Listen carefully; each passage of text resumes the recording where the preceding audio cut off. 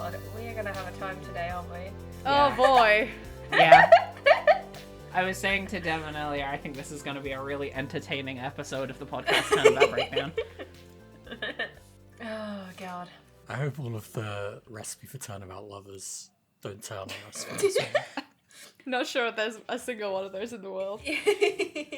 Someone whose favourite characters are Maggie Bird and Jean Armstrong.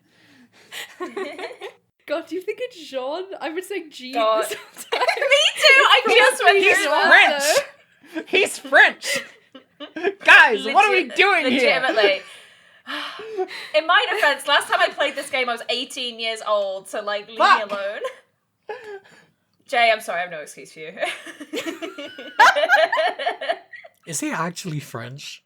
I think so. There is a sort of energy that he gives off where it kind of makes it seem like it could all be just a facade to maintain the illusion of haute couture high dining. But True. No, I do just think this is how the creators of Ace Attorney think French people are.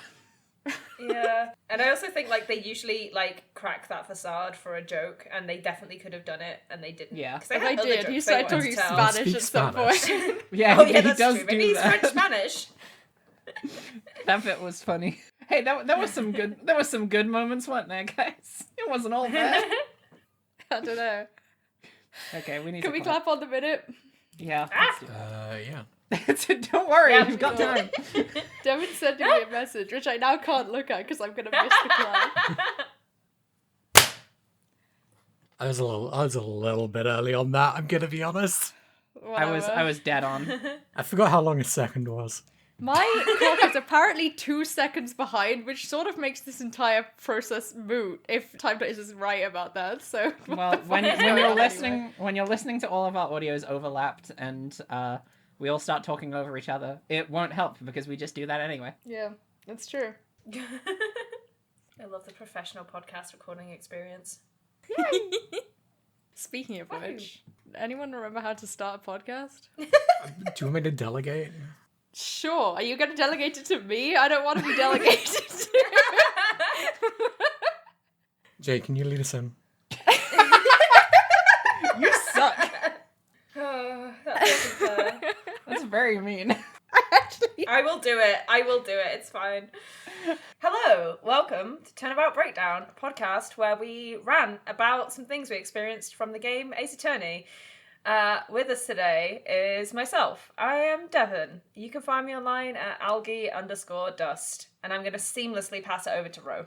Hi, everybody. I'm Ro. It's 6 months in the future when you're hearing my voice, and by this point, I'd like to think I now have a stable presence online on Twitch at the very least. You can find me at Rodonata on Twitch and on Tumblr. And now I'm going to seamlessly pass it over to a good friend of the podcast, Hera. I'm not a friend of the podcast. Everyone here friend. is friends. Sorry. Yes, and. Yeah. Hi, I'm recurring guest. Hera, you can find me online at Hera Chimera. Glad as always to be here. Thank you for allowing me to be on. You're welcome. Also here is permanent host, Jay.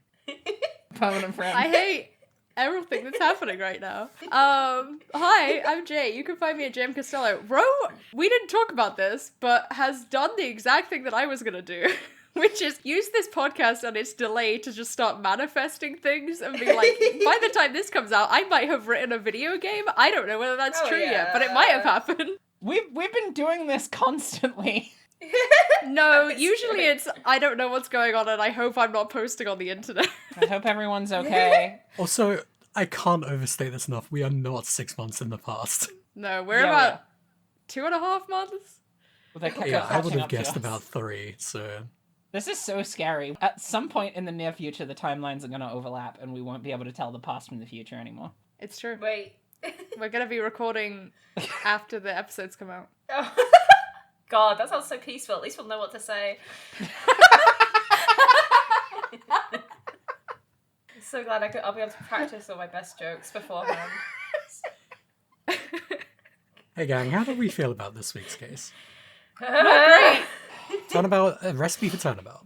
I'm glad I just ate a big lunch because I feel like I've got a lot to say. Do we want to do the summary first? Oh yeah. The summary that I that's a good forgot I had idea. to write. And then I need which to is yell always some a good things. start. I would love for everybody to yell some things as soon as I'm finished with the summary. Which opens, oh fuck, I was supposed to be summarizing this case. Just to get the vibes of where we were at during this situation. In my defense, I was playing at 3:30 a.m. Also, not a good idea. Oh god. It's truly been a time. This case opens with our favourite lawyer, Winston Payne. Why did I say it like that? Winston Payne? Because he wins so much. Oh, do you think that's why he's called that? Oh, Yeah. Winston Payne! Yeah! Winston Payne. My name's Winston, because I win them. I wins them. I winced them. I'm so winsome. God, we're like 3 minutes into the podcast. We've already lost our fucking minds. I love this. This I is think what that's this just case what does Recipe to for a people. Turnabout does Yeah. to people, yeah. So true. This case opens with our favourite lawyer, Winston Payne, getting a well-deserved W against Phoenix Wright. But when Gumshoe comes to the office a month later, Phoenix claims he doesn't know anything about having lost a case. It turns out that Maggie Bird was convicted of murder after a fake Phoenix failed to defend her properly. A retrial is scheduled for 1 day later, so it's time to investigate. We learn that a man called Glenn Elg was poisoned in a French restaurant and that he had just won $500,000 in a lottery, giving anyone a motive to murder him. We meet various witnesses who are all definitely fine and unproblematic, but we can't really find many contradictions in the case, other than the fact that Maggie insists there was someone else at the table with the victim, even though no one else saw him. At trial, Gumshoe tries to testify in a way that will help Maggie, but fails miserably. We then cross-examine Victor Kudo, an old man who goes to the curb to perv on Maggie in her waitress uniform, and still truly do not learn anything, except that Kudo seems to have seen everything backward, but there's enough hanging threads that the judge sends us to investigate more. During this investigation, we learn about the loan company that was terrorizing the cafe owner, Jean Armstrong, and we visit Glenn Elg's workplace to learn that he was also in gambling debt. The loan company is run by Furio Tigre, the man who pretended to be Phoenix. Throughout the investigation, we learn more and more weird things about the case that don't add up, including that Armstrong was alone in the restaurant for a while after the murder. At the Criminal Affairs Department, we find out that a virus was released onto the computers which has the same name as a program that Glenn Elg made that was on a CD that went missing from the crime scene. We also find out about a $1 million medical procedure that Furio Tigre had to pay for, and he tries to steal the evidence from us, but Gumshoe saves the day. Back at court, Armstrong lies to try and explain away all of Kudo's backwards contradictions by saying there was a mirror that he was looking at, but eventually admits that Furio Tigre coerced him into putting on a second staged crime for Kudo to witness. Then Furio Tigre testifies, and we point out all his contradictions and argue that he killed Glenn for the computer virus so that he could sell it to pay off the medical bill, otherwise he would have been killed by the mob. This almost doesn't work, but Gumshoe shows up at the last minute with evidence. Unfortunately, it's kind of useless. Fortunately, Phoenix straight up lies about what it is to trick Tigre, causing him to incriminate himself, so we win. Woo. And then nothing bad happens in the rest of the whole case. What a beautiful knot it ties onto every single thread that this case is made up of. Such neat and concise storytelling. Gang, this one was not very good. Wait, we missed a bit. Happy New Year, everyone. Happy New Year! Happy New Year! This is the worst case that I've played so far, Dang! without a shadow of a doubt. I think you're right. Legit. Yeah, I'm thinking about it, and I think I probably agree with her. People be Turnabout Big Top haters, but they are wrong. This one is worse. I was lying in bed last night, and I was thinking, Kudo was right, actually. He didn't really lie. We kind of ruined that guy's life. The classics. We love to do this every time someone has to testify in We court. love to do this. There are no winners. There are no survivors in court. Does anyone remember how the intro of this case starts off? Because I honestly don't. I forgot. Yeah. It's really fun. You get a scary Phoenix silhouette, guy drinking coffee, and then little fancy sparkles of poison being put into the coffee. And you're like, whoa, Phoenix is killing people again. We've already seen that once this game. At some point, he's going to have to have killed somebody because it's been, suggested too many times. No There's a smoke point in my without fire. notes where I wrote, this feels so much like an Ace Attorney 1 case. Fair. Because this is the first time we've actually seen the murderer in a while. Is that right? I think you're right. Maybe? Well, in the last we case, saw we Master just Mask saw- jumping yeah. around. Then the one before that, we had, was it Phoenix pushing Doug? Yeah. And I don't think you see the murderer in any of the Game 2 prequels. You see the guy whacking Phoenix over the head. Oh, yeah. Oh, that's true. yeah. So that was the last one. This time it was Phoenix. For real this time. This time it's For real Phoenix. this time. Guy looked really And then like he Phoenix. goes to court, and everyone's like, wow, yeah, that's definitely Phoenix. And he fucks up real bad. I think one of the interesting things about this is that so the case opens with Gumshoe charging into the office and berating Phoenix for fucking up the case so bad. But the thing is, the case happened like over a month ago at this point. Wait, this makes no sense.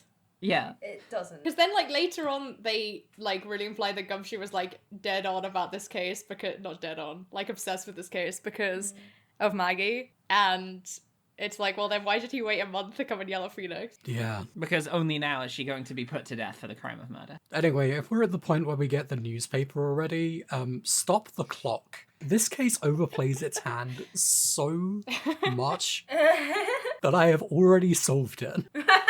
Easy. We literally just have to find a guy who looks like Phoenix, and that's it. Case solved. There's no way that the person who pretended to be Phoenix and the person who kind of looked like Phoenix who put the poison in the cup are not the same person. Definitely really looks exactly like Phoenix as well. This is the point where this was my first red flag in this case, was that I have First of nothing many. to solve. Yeah, I feel like they could have had the opening be like, you think Maggie's done it? Because at least then there would be some stakes, but they didn't do that. They didn't have to show the Phoenix lookalike in the poison cutscene at all. Yeah. Although again, I think it would have been pretty clear. They didn't have to show a lot of things, to be honest. Well, I don't know if you could This whole dance case didn't around need to someone happen. impersonated Phoenix right in court. And For the that long. scene where that happens is really funny, because it is so funny to have Winston Payne be like, I've finally taken down he the needs a real win." Phoenix Wright. He needs a win. I said this in my notes. I 100% think that out of everyone in that court, Winston was the only person who legitimately clocked that it was an imposter, but was like, fuck it, I need this win so bad. Yeah, literally. Well, I think Godot must have seen it like a mile off, because Yeah, he but he drops wasn't in that everything trial. to get on this case. Yeah. Yeah, that's true. And he did not do that before. It becomes so much funnier when you meet Furio later that all this Oh happened. my god. Oh, Furio. Oh, Furio. There are some good characters in this case. I will concede that. There had to be something, you know? Yeah. I mean, Godot is in it, so. It just kind of makes me miserable, like, especially Viola, when we get to this later. Oh. I wrote the whole summary and then was like, the thing about Viola is you can excise her from the summary entirely. It and sucks! nothing She doesn't changes. exist! Yeah. Exactly. And so I was And like, it's so I sad. can't believe you would do this to her. Viola Cadavarini, I could have done so much more with you. I couldn't have fixed you, but I could have made you so important. I could have made you so much worse, and that would have been so much better. Yeah, they drop some hints that something more is going on with her and Furio that make it seem like something much cooler is going on. She's maybe pulling Yeah. the strings, and then it just And then becomes the she's most not. boring possible. And then they remember that they are writing iteration. Ace Attorney. Yeah. There are a Sad. lot of parts in this case that felt like a 3-day case shoehorned into a 2-day case. Can you imagine if it was a third longer, though?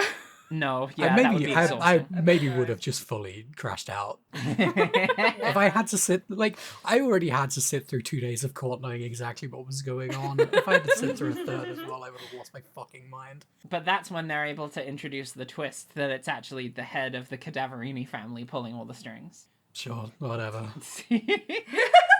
He would probably be about as fleshed out as he is in this case. The Cadavarini family deserves so much more. Maybe they will. Shout outs to mobsters. Hell yeah. Anyway, so Gumshoe's in the office telling us about the case that He we're about is. to do. He gives Maya a gift. He does. It's very cute. And Maya says the line, "Here's to another fruitful year of lawyer-police cooperation," which I think is the most disingenuous thing she's ever said in her life. What do we think the gift was? Was it gum? Oh. A stick of gum. That's fun. I feel like Maya is becoming so much more like cynical and jaded the more time that she spends with Phoenix. And I don't even think it's necessarily entirely Phoenix's fault. No, I don't. I think she's entering society. She's truly She's living in going through some society. things, generally Yeah. speaking. True. I mean, they are very alike in a lot of ways. Wow, bullying her. I didn't assign any kind of judgment to that. I do. Fuck Phoenix Wright. Yeah. God. So we realise that it's a fake Phoenix who did the trial. And we blame Phoenix for being famous. How could he be famous when this kind of problem would happen? Such a weird take. But okay, Gumshoe's upset because of completely normal reasons. And then the best thing happens, which is Maya naming the fake Phoenix as Zin Eop. Yeah, we get pronunciation of this later in the case, right? It's not her best Absolutely work. phenomenal. It's not the best. I preferred mine. I prefer Phoenix Knight. I don't know if anything else really happens here, but I just kind of went straight to the detention center after that. There's not really anything that they discuss with Gumshoe explicitly. He just strong arms you into taking this case. And then that's pretty much it. You're just like, oh man, somebody made a mess under my name. Now I gotta go clean it up. I do want to talk about the fact that all of us except Hera went to the detention center to find out who the client was first. Hera wrote a full page of notes going to the cafe and the criminal affairs department. And then at the very bottom of her first page it says, okay, fine, I'll stop putting off meeting the new client. Jesus Christ! It made me laugh so much. Okay, I've been debating about how much I want to talk about this. The preview image for this case has all of the like cafe like accoutrement in it, and in the middle is not Maggie Bird, it is Maya Fey in a maid outfit, right? Mm-hmm. So I'm like, okay, Maya's gonna be accused of murder again. What's new? It happens every day. So when I found out it was Maggie Bird, second red flag. Maggie is... I don't really know how I feel about Maggie as a character. I think her existence is tragically hilarious. I'm not saying that anyone has to like Maggie, but I feel that it's a bit unfair to say, oh, the fact that Maya wasn't the suspect in this case is a red flag, because I'm 100% sure, and you would be right, that if she was, you'd be like, my second red flag was that it was fucking Maya again. Yeah, maybe. I mean, also, I'm not saying my red flag was that it wasn't Maya. My red flag is Maggie Bird. I like Maggie. Sorry. I'm on pro Maggie's side of this one. I think she's just like her bit is just a little overwritten for me. I like it in this one because she's not just like... I think she does do this in the first case where she's introduced, but she's like, wow, my life sucks so much, but I'm like so not gonna let it get me down, and I think it's cute. Like maybe if she had a goofy theme instead of just the generic like sad music that plays when she's listing off her life's misfortunes, it might be better. She added so much to her list of misfortunes, by the way. God, I know. So much more stuff has happened to this poor woman, and it's awesome. Well, yeah, she got fired from her job when she was proven innocent in a murder trial. Like, that is the biggest misfortune. Why did she lose her job? I'm so mad for her. One of the first things she said is when she was 6 months old, she fell from the 9th floor of an apartment building. So fucking... I think she's actually really lucky, is my thing. I'm taking that as she's incredibly lucky to survive. Jay and Hera, do you remember the character I can't talk from... about characters that are really lucky/unlucky in these kinds of games. Jay and Hera, do you remember the character from Thousand X Resist who was the shell that constantly talked about how unlucky she was, and then she ended up being the only one that survived in the occupant event? Yeah. Yeah, that. That was Maggie Bird. That was Maggie Bird. Something that happens in this conversation and then continues to happen throughout the case is that this is one of those cases, and I never conceptualized this until Ro was like, Turnabout Big Top was written by somebody else. This case was written by somebody else, and it's the same person, and it's the person who loves really, really, really obscure jokes. Here's the thing about this one versus Jokes Turnabout in Big the Top. biggest quotation marks that you can imagine.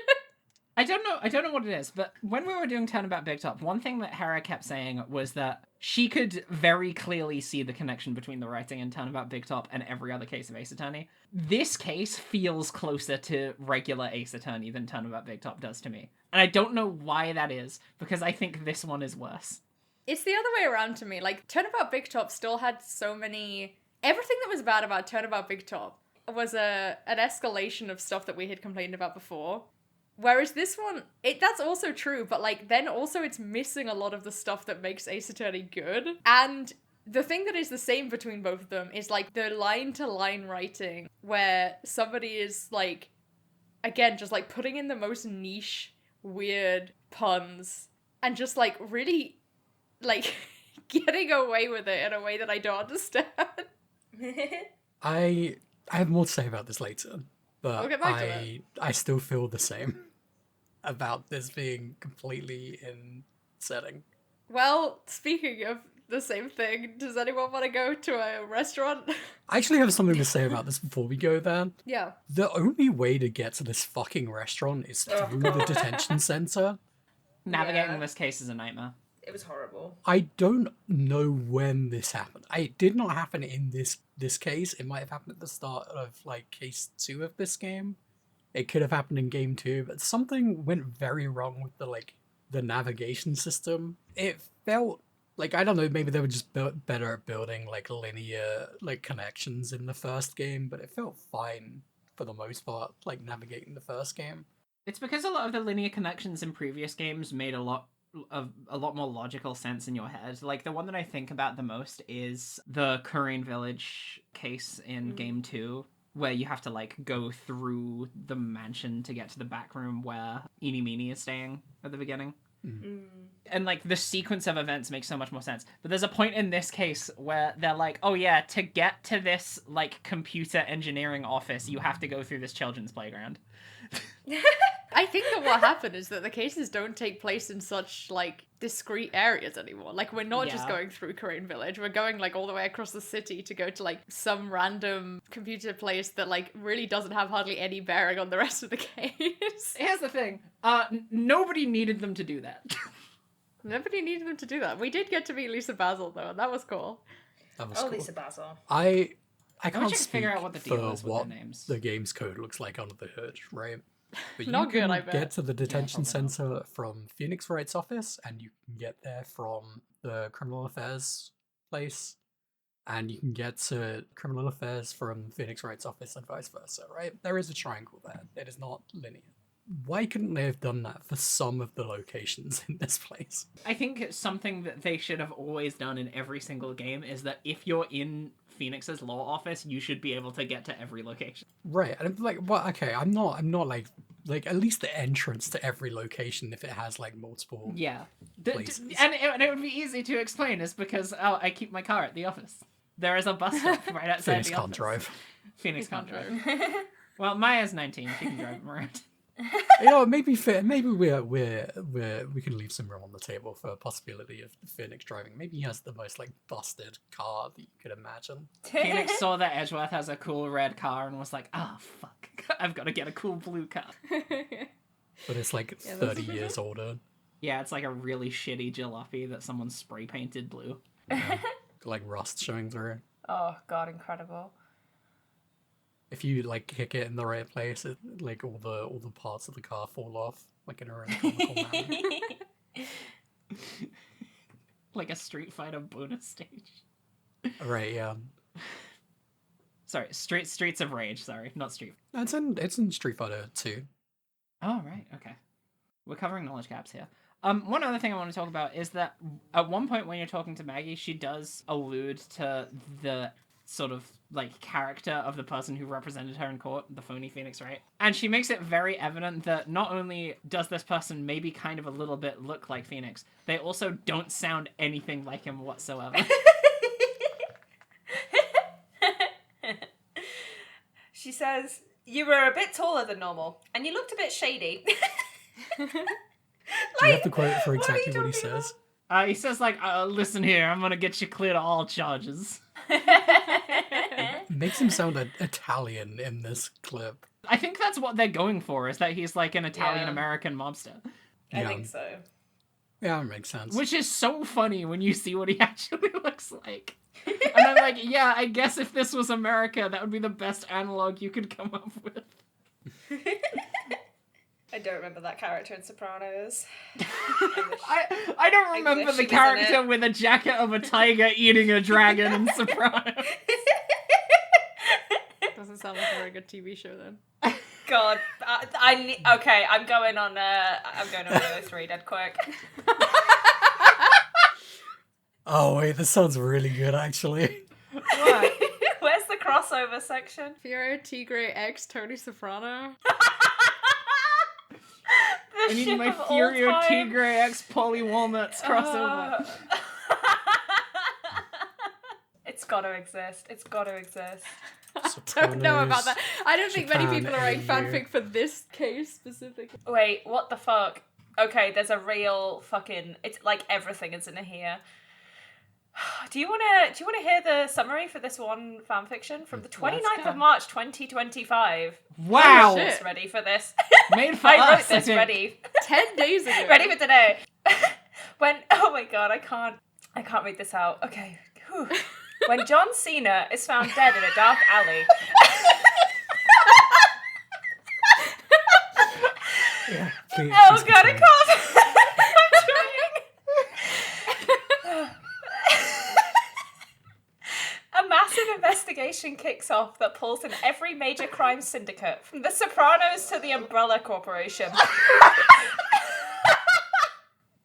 Phoenix Wright teams up with Max Payne and Dean Winchester to uncover the truth behind the murder. Yes!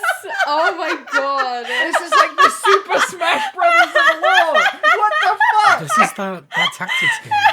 I love fanfiction. I'm Holy putting shit. it in chat for Marvel versus everyone. Capcom. Oh my Oh my fucking God. god, I'm crying. Damn, that made me laugh in a way that produced a noise that I've never made before. What the hell? Oh my god. AO3 is a smoky mug pot. You are the greatest artist of our generation. 4 chapters of absolute beauty. I'm so excited. Oh my god. I've got my weekend read sorted, everyone. Oh god, I genuinely feel dizzy.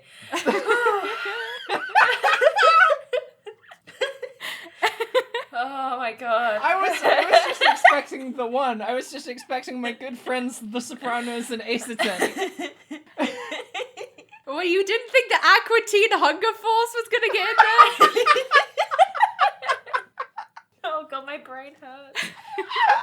Oh. Sorry, the only ship in this entire fic is Diana brackets Wonder Woman X Phoenix Wright.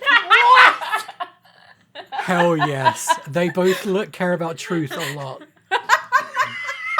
Oh my god. Oh my god. Genuinely, I feel sick. I don't know what this is. Oh, you missed the tag Mpreg on Biological Man, so... Hey, AO3, we gotta change the wording on that one, actually. But also, I want to be 100% clear that I am being 100% genuine when I say this is the greatest thing in the world. Oh god, 100%. This Yeah. is my entire life. This is Yeah. Fucking I will be incredible. reading this as soon as we stop recording. Can we God. just completely shift course, stop talking about this case, and just narrate this instead? You gotta do Honestly. that work. God, we need a fucking fanfiction episode. I've been saying this since the start. There's Oh only my 4 God. chapters. It's not finished yet. We gotta wait. Okay, where were we? We're What going were we talking about? We're going to a French restaurant.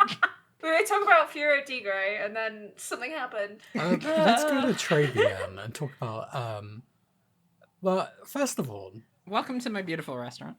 Trey this place we gotta this go. place has Tress Bean. great vibes, I think. Oh my It's God. got Immaculate. good vibes. It's got good music. Yeah, great music. It's got music that made... Actually, I referenced Hamtaro vis-a-vis the music, and Ro referenced it vis-a-vis the look of the place. So really, it's all gelling together.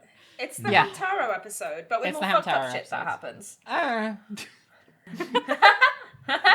Never mind. I've played the Anyway. Hamtaro video games. Some stuff goes down in there, Devin. I've played one and I remember nothing bad. Let me tell you about what happens in Rainbow Rescue. There are no survivors. Oh god! They didn't rescue. That's No, a they shit did. name. They did a very Aw. bad job. They didn't rescue. Oh no. Anyway, Okay, welcome we're at to a my French restaurant. restaurant and my head hurts. You can examine a lot of stuff here. There's the crime scene still here a month later. Yeah, I didn't think about that, but yeah, that's kind of weird, right? Yeah, an entire month is. I don't doesn't even make know sense. why they said it was a month ago. Like, they could have just been like, this just happened. It doesn't make any Because sense. to be honest, I Phoenix genuinely Wright, hire an forgot. editor. I They genuinely also forgot keep that the mentioning initial that crime was a fight, month ago. right? Yeah, fight? they reference a Guts like and boxing Brawn. match for Oh, a yeah. character named Guts and Brawn, which is like I said this in my notes. Guts and Brawn would be a really good name for a Phoenix Wright character if anyone in real life could believably have the first name Gutson. I mean, it could be a stage name. It could be a stage We name. must have had a weird name up to now, surely. None's coming to mind, but that's because I have a bad memory. Not in this case, except for Winston Payne. Winston is a normal first name. Yeah, but not Winston Payne. You know it's a pun when you read it.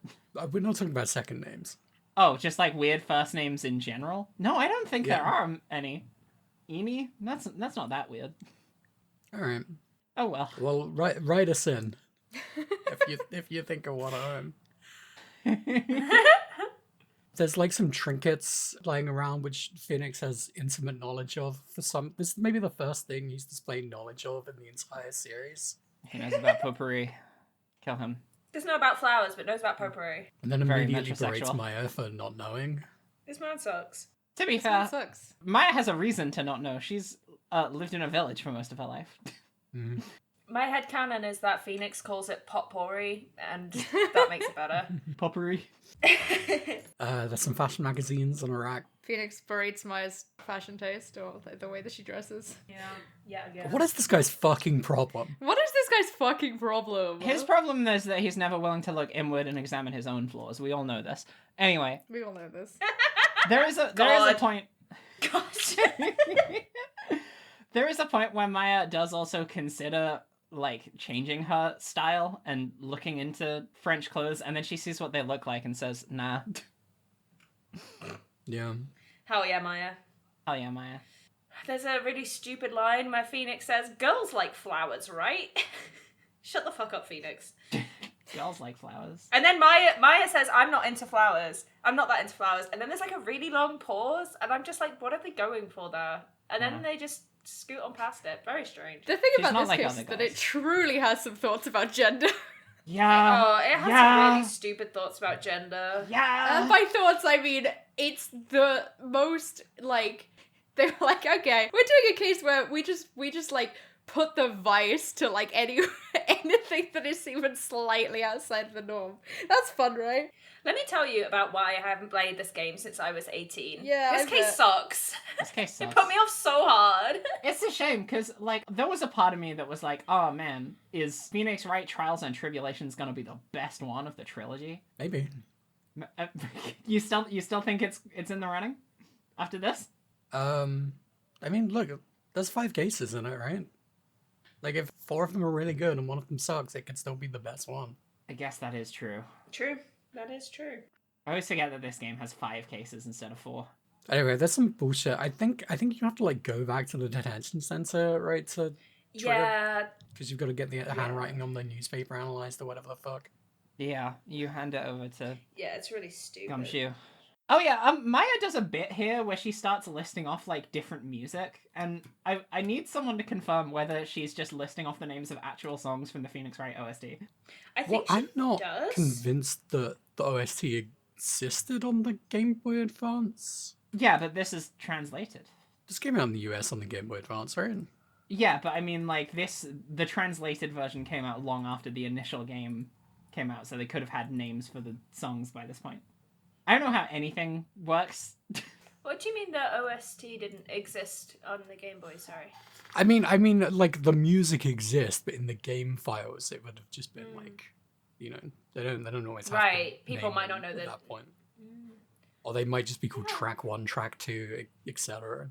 Track angry, track scary. And they only named them when they became, like, public knowledge or something.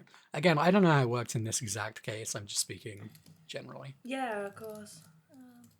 Yeah, interesting. I wonder.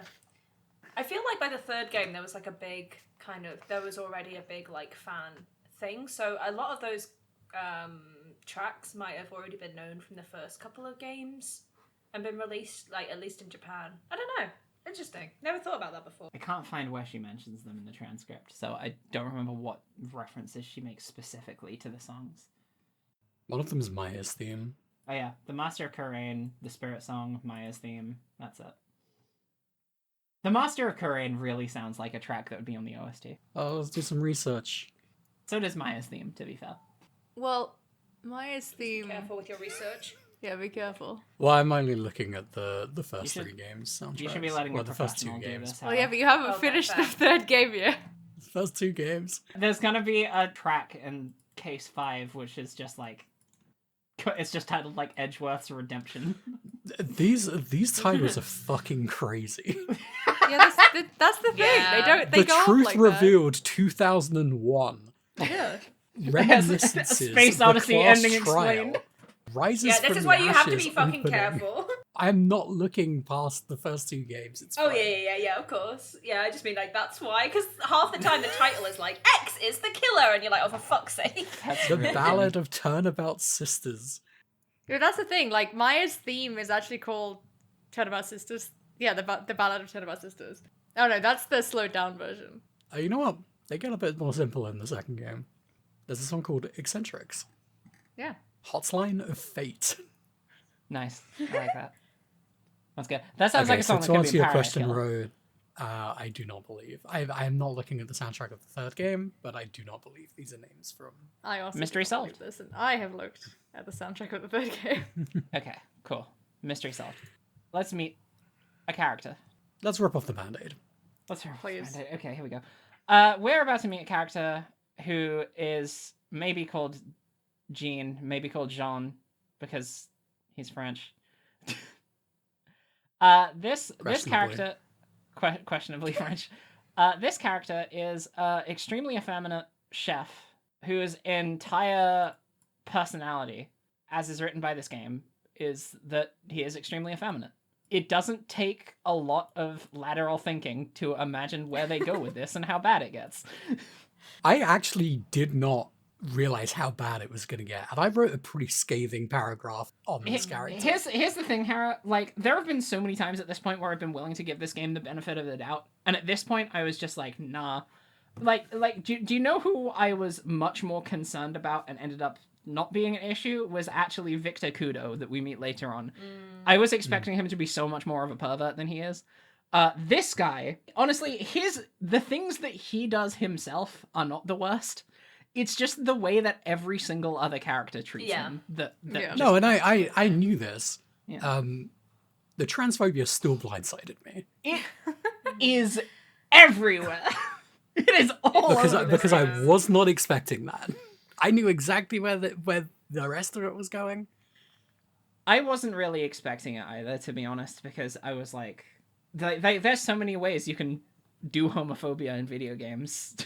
And this was Look, transphobia, homophobia, they're all tools in the toolbox of the toolbox of right? really Like, shitty writing.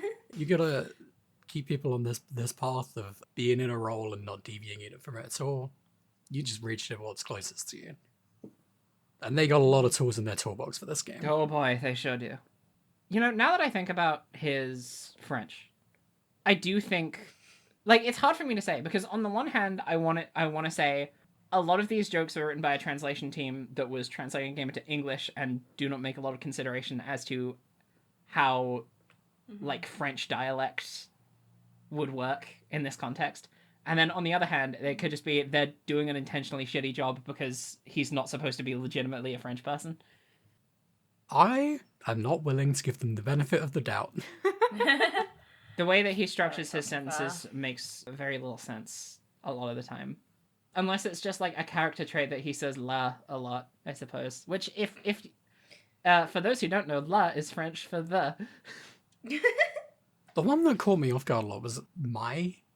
Like M-A-I-S. Yeah. Oh, yeah.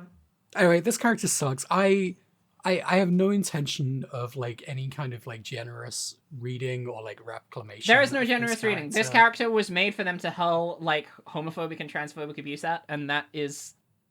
That's it. That's why he exists. Yeah. Yeah. It sucks. Unfortunately, he is also a major part of the narrative. There are times where there are interactions involving him that are not bad. Like, for instance, at the very end of the case where he's on trial and talking to Godot, I was like, yes, it's so nice to see someone that can just interact with him like a human being. Yeah. This whole case really does make bar is everyone so fucking else in low. the game look so bad if you, like, to the kind of player, which obviously all of us are, who are just like, this is a, like, shitty, like, the existence of this character is just like a shitty thing that they have done. It does just make everyone else in the game look so bad because they are just Even constantly Maya. being homophobic and transphobic. But we know this about Maya already. She's like that. Yeah, And, I like, know, but it just bugs the hell out of me because her whole thing for like the whole first game. Her whole thing is like, hey, here's this weird little eccentric kid that follows you around that everyone makes fun of for being like out of the ordinary because she, Well, 'cause yeah, she but comes then from she culture sees that a no one man who recognizes. she perceives as ugly and is like, I think he killed a guy. But this to me is like I do not have the context of playing this game as a teenager, right? So I can give a Mina reading of this is like the subtext of the worldview like baked into this game becoming context in front of us. Yeah, Yeah. I don't think that's a Mina reading. I think that's true. I think that's just the reading. I think I've that's been treading a fact about the lightly game. around making those kind of readings, partly because it's been earlier in the series. But you know, we're on case 12 now. I can take off the kid gloves.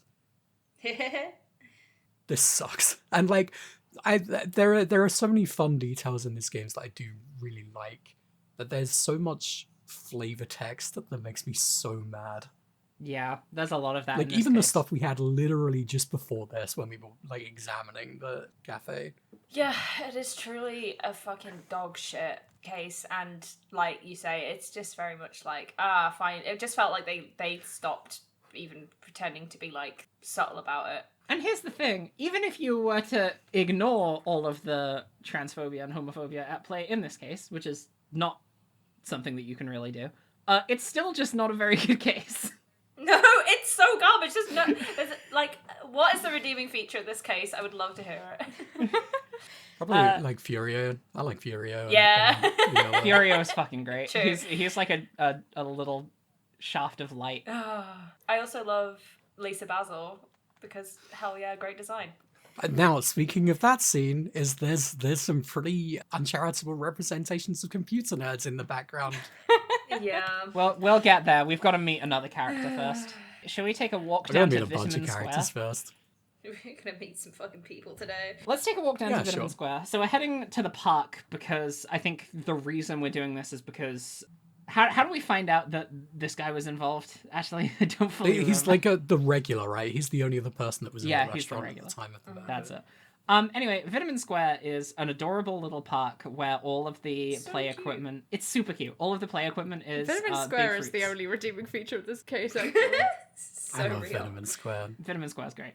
Yeah, it's a park where all of the play equipment is big fruits. There's a slide inside of an apple. There's a house that looks like a strawberry. And there's pigeons everywhere. And feeding the pigeons is the most unlocalizable man that's ever walked the earth. They finally just went, we just have to make him Japanese. This one's just, yeah, like he's wearing a kimono, he's got the like headband with a knot in it. This is Victor Kudo, a very old and very angry man who is constantly harping on about the values of like ancient Bushido Japan, which is extremely funny. Like, he's not even talking like a contemporary old man longing for the times of old. He's talking like an old man who's been around for thousands of years and wants to go back. God, and all that time he couldn't learn how to not be a pervert. Yeah, I know. But to be honest, out of all of the perverts we've had so far, this one is, I don't want to say the most respectable, but... I feel... At least he knows it's bad. You know, he's the And most he's beating honorable himself up pervert. about it. Yeah, there we go. Is his design based on the monkeys that are in the shrines? The not the shrines, the hot springs. No. Why did I Could say be. shrines? No, I don't think so, because those are, I think they're a type Do of they not have the macaque. big noses? No, that's bonobo. No, that's proboscis monkeys, and they do Oh. not hang out in hot springs. I know some like older men. Like just have, the big nose fascinates me. It really does, because I don't know why he has that. There's two things I think of when I see big red nose. One, Rudolph. Two, trope of guy who drinks a lot of wine gets a big red nose. I don't know why this guy has that, and I hate that every time he's idling on his animations, he will jiggle it in his hands. Yeah. It's That a really, it annoys really me so unsettling much. animation. I have such a particular issue with that because I have such a skin focused picky pop spot horrible thing, and like this character drives me insane. Like I can't look at his animation half the time because like it just sets me off so bad. Yeah, I'm like, it's- oh, I it's just want to upsetting. get it. He's usually okay I hate most of the everything. time. I'd rather he just keep throwing the seeds everywhere. Yeah, that's fine. Anyway, you talk to this guy and you ask him about Trebian, and he starts getting really cranky because he's like, "Can you believe the kind of outfits they're making the waitresses wear there? You can see all the way up to their you know, I do think like we didn't need another freak in Ace Attorney, but I do think that like there is something real about the freak who is like, I can't believe that the women won't wear this. It has nothing to do with me. No, that's extreme. I think that nobody should be allowed to wear short skirts, and also I will go and hang out there every day and drink that $8 cappuccino. It's like that thing you constantly hear about, like, conservatives trying to do, like, porn bans secretly being massive perverts themselves. It's, like, literally that kind of shit. It's like, I can't control myself, so everyone Yeah. has to do it for me. It does speak on a very real, complex mental gymnastics that a lot of people tend to use to justify their own bad behavior while acting like they're morally superior to everyone else. Unfortunately, this game is not interested in delving into that moral quandary because it's not really interested in anything other than the surface hilarity of horny old man that resents his actions, which I gotta be honest is pretty funny sometimes. The only redeeming feature about him is he's like, I'm not going to stare at a teenager wearing those clothes. Yeah, that bit You gotta is be an actually adult. that bit is actually what? really Fair. good. I was like, yes, my man. Finally someone who actually understands that having like the hots for someone who is massively like underage is bad. Where were you during Turnabout Big Top? The only redeeming feature of this case. And here's the thing, they absolutely could have done that because Maya is 19. And I'm so glad that they didn't. And what they did do is not good, but They were like, we can only have like a couple of truly awful things in this case. We can't have the underage thing as well, because yeah. you know, the woke left will just shut us down. Anyway, we mug this guy. Yeah, we steal We from him. do mug this guy. It's so funny. There's plenty of times where we walk into a place and just like take a thing without like, you know, having any right to take it for evidence. In this case, the old man is reading a sports magazine and Phoenix and Maya are just like, hey, we're gonna take that. And he's like, hey, that's mine. I was reading that. And Phoenix just says, too bad. Bye. Phoenix Wright sucks. It's really, the thing is, it's like he does that though. He just doesn't do it in front of people. And this time he's had to do it in front of someone. And he's like, I could beat up this old man if I had to. I'll just steal from him. But in that magazine is a list of job advertisings, which indicates that Victor Kudo was down on his luck looking for work. But then you end up going back to Trebian with the magazine, and Jean Armstrong sees you walking in with that magazine and with your Maya and says, I'm going to be taking both of these. And then Phoenix says, okay. He's also like, I could just steal things. Yeah. Yeah. And Phoenix says, okay, and then Maya gets whisked away, not seen for a while, and Phoenix... This is, like, not even the first time that Maya just gets disappeared away by someone else, and Phoenix has just been like, well, I guess that's just the way things are. Last time this happened, she was locked in a wine cellar for a few days. Yeah. Someone please intervene in this dynamic for my health. So Maya's got a job, and that's really fun. Yeah, now we get to re-examine everything. Yay. I get don't think I Phoenix's did unique that. I perspective. just ran away. I did too. Was there anything fun here from this, Sarah? We criticized her outfit again. Oh my god. I think Phoenix wants the outfit. I think that's the issue here. There are multiple so times where fixated on Phoenix, like, propositions the idea of him wearing the maid outfit. In this case. I'm just like, hey, if there's one thing this case could do to redeem itself a little bit. There's a bit, actually, you go back to Vitamin Park, and you look at the sandbox, and Phoenix is like, I would love to play I this. remember really enjoying these when I was a kid. Maybe I should come back at night and... For real? God, he's so repressed. Yeah! God, wish just I could do play it this now, song. my dude. It's fine. That's so funny. That's the bit I can remember. I'm flailing in the transcript right now, trying to find things. Have you looked at the pigeons? They say they're so busy pecking at the seeds they don't notice anything else. It reminds me of Maya when she's scarfing down a burger. Jesus Christ, dude. This is what I'm saying about, like, the humor in this game, but especially in this case, it just makes every character seem so mean-spirited at all times. And it's because the writing is mean-spirited. Speaking of which, when we go to the criminal affairs department, they're like, the blue badger got straight married, and it's like being handcuffed to somebody. Isn't that funny? God, The old ball and so chain, am I funny. right? I gotta scroll up for Awful. this because I was procrastinating, and so I found out. Yeah, there's a pink badger now, and they're handcuffed, and it's not good. This is also where Gumshoe makes it very apparent that the only interest in this case that he has is because he still has a crush on Maggie this Bird. case. This is a running factor of the narrative throughout the whole Welcome rest to of the the case. third red flag of this case. I think we're past 3. Yeah. I haven't been keeping count. Much like Godot's coffee drinking habits, I wasn't planning on keeping count of how many he actually drank. I was just going to let him do his thing. This game is tallying up the red flag counter faster than I can keep track of. Anyway, the entire rest of this case, you're going to be constantly hearing about Gumshoe trying to win the favor of Maggie Bird, someone who is still significantly younger than him and also his junior at work, which is 2 red flags in of themselves. This case is like a "Am I the asshole?" post. I swear to fucking God. Am I the asshole? I poisoned someone to get a CD off of them. Oh, here's the real reason I went to criminal affairs before I went to the detention center. It's because it was a question mark, and I was like, "Are we not in there yet this game?" And Weird. I guess That's so that's true. funny. And then I went there and there Yeah. were 2 badges, and I was like, "What the fuck is going on?" There's a thing where if you interact with, I think it's I want to find this now because it's a cute moment. One sec. Are you talking about the? Well, how about I'll say my thing while you're looking it up, and if it's the same thing, then Yeah, you say your thing. if you examine the chief of the department, he is watching like a broadcast on his computer, and it's a feed of like a bank robbery, and Master Mask turns up and demands that they Oh, hell return yeah. cash, Aww. and he's like, "Why aren't we doing that?" So Master Mask is a vigilante now. Cool. Fuck yeah. I wonder if it must still be Ron, right?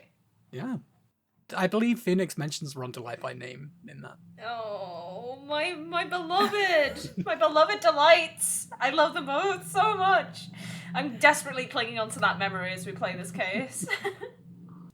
I love the idea that Ron thinks that because he's been tried as Master Mask and proven innocent, he now thinks that he's free from guilt from any crime done as Master Mask, so he can just be a vigilante forever. Yeah. Fuck yes. Yeah, but there's a thing that you examine when you come here without Maya, and I can't remember exactly what it is. I think it's when you examine the detective on the left and he's talking about like something going on fuck with his that personal guy. life. And Phoenix is just like, huh, interesting. I should gossip with Maya about this later. And I just thought that was cute. Oh, by the way, that Master Mask line is only there if you go there first. No. Oh. Because Rewarded he's for talking not about the wanting to talk to your retrial client. if you go there afterwards. Which, by the way, we skipped over that. Do you think Gumshoe could have maybe given us a bit more of a lead? Nah, he's distracted. These trials wouldn't need to last more than 1 day if we had, like, more than a couple of hours investigation time. Not important. God. It's so funny, like, earlier you said that this case could have been a 3-day case, and I was playing it and thinking, like, this could be a 1-day case. Like, all that we actually find out is that there was there was a restaging of the murder. Anything else is droppable. It can either be a 1-day case by cutting a bunch of stuff, or it could be a 3-day case by expanding on a bunch of stuff. I think actually a 1-day rather case we would make didn't more sense. expand. Yeah. Yeah. I think usually my second day of trial is where I do the least notes just because I'm tired. You need to stop doing the first day of everything all at trial, once. I basically didn't make any notes for because I was like, "What? I don't care what we're doing here." Hera, did you play this entire case in one setting? I did. I was sick this Oh week, my so God. I didn't have a lot of time to play video games. We can make delays for your health. It's okay, really. Oh yeah, there's another thing that happens when you are talking to Gumshoe in criminal affairs. And you give him Maya's profile. You tell her that she's working in the restaurant, and Gumshoe is just like, "Oh yeah, it's tough being someone who doesn't have any money." God. This guy guy. Oh, did we mention that the blue badger is now the national symbol for the police force? I did miss that. It is the line immediately before they go off on the marriage bullshit, so I understand it getting overlooked. But it's really taking off. We're gonna go to Blue Badger World in a future game. Alright, where are we? We get a handwriting analysis on the newspaper we found. Yeah, because we found a newspaper on the table. No, we found the newspaper stuffed behind the magazine rack that had the word MC Bomber written on it and a little doodle of Master Mask holding up 2 big bags of money. Oh, this is where we find out the guy's name is Glenn Elg. Yeah, this bugged me, and this is still bugging me to this day because Glenn Elg and his boss's name Lisa Basil are both palindromes, and I don't know why that is. I haven't had a fucking deep cut theory on this. Oh, please. Uh-huh. It's so insane, but it's literally I feel like this case with all the fucking palindromes is acting like a mirror because it's the middle case of the game, and that's why they keep doing it. And There's a lot of mirror shit going on also. there's a lot of mirror shit going on also with Furio and probably some other things. The big mirror. Well, and the mirror that then the wasn't Oh, real yeah. in the end. But The big mirror. Fucking hated that. We'll Oh, get yeah, to I that. forgot about got that. fucking This- words to say about that. Yeah, the fucking last trial of this case is insanely stupid. I haven't written Glenn Elg's name a single time in my notes. The only thing I've written is, hi, my name is Race Car. I have been met. I saw that so good. It made me laugh when I read it, and I it's love making me that. laugh now. It's really funny. Oh yeah, and also if you present Gumshoe his own profile at this point, the first thing he says is, "I'm such a loser." Oh, come on, dude. Oh. I kind of wish he Oh thought my he was God. more of a loser, at least not enough to bother Maggie. It's so funny. Yeah. Oh man, Jesus. I'm such a loser. Such a loser. You guys ready to go We meet go the back to next the restaurant? character? Yeah. There's a ghost. Yeah, there's a ghost in here with Appears a on the bandage. screen for like 2 seconds. Oh. There's a lot of instances There's of a characters fucking just like ghost. fading away when they leave in this case. That's really funny. God, I love the ghost. Let's talk about the ghost's character design because I think it's really appropriate for like 2000 and when did this game come out? When did the third Phoenix Wright game come out? 4, 9, 4. I was gonna I think it was 94. I know this because I did some research on the introduction of the Euro to France. I was also Midway doing some through this financial case. bullshit in my notes. This case was really going places. So funny. Yeah, clearly. I described this character as like a hybrid between a Danganronpa character and a Tim Burton character. Yeah. And I imagine if they had done something with that. She is It kind of looks like. lanky, Do you remember creepy emo Emily girl. the Strange? That sounds really familiar to me. Yeah. It looks like there was some redesign bullshit, so it's impossible to yeah, find these what she looked like books! in like 2006. That's her. That's Viola Catarini. It's not. It was called Emily the Oh, Strange, yeah. right? It is. I'm assuming. Yeah, it Yeah, was. I'm assuming you're thinking of this fucking. Where's the copy image button? What do you mean pause, play, and mute? This is an image. Copy phone number? What the fuck are we looking at? This is an image. I'm just gonna print screen it then. This thing, right? No, this is a redesign. Oh, okay. I swear she used to look more fucked up than this. I can see a more anime version of her, but I can't see like a creepier version of her. God, Google sucks now. This is why we use Mozilla Firefox and DuckDuckGo. Oh, DuckDuckGo, my beloved. How's DuckDuckGo treating you? It's pretty good. Keeps trying to make me phone an image. I don't know, maybe I'm just thinking of like an adjacent brand that was like crimping their style. Let's stop looking at weird emo girls on the internet. We've got weird emo girls on I video. think this is a weird emo girl. Whatever. Oh my god. You're so mean to me. Hey, Google. Google, show me Viola weird emo girls. Cadaverini. No, I can't. I don't want to. Anyway, this is a character whose name we don't know yet. Tara. We've probably said it already. We have a bunch of times. She fades away into the distance, and then Maya appear wearing a maid outfit. That is correct. That is correct. I will say this. She seems like she's having fun. Yeah, she seems to be having a good time. She's having a good time. She's enjoying And, herself. Right, at the beginning when Maggie's talking about working there, she's like, I'm gonna just, show off my shapely figure. I'm like, you know what? If you're having a good time, fucking go get it. That's literally what I thought. It's like, I don't have a lot going for me. I'm extremely unlucky, but I'm hot as fuck, so I'm gonna go work at French Hooters. Hell yeah. Hell yeah. Go get it.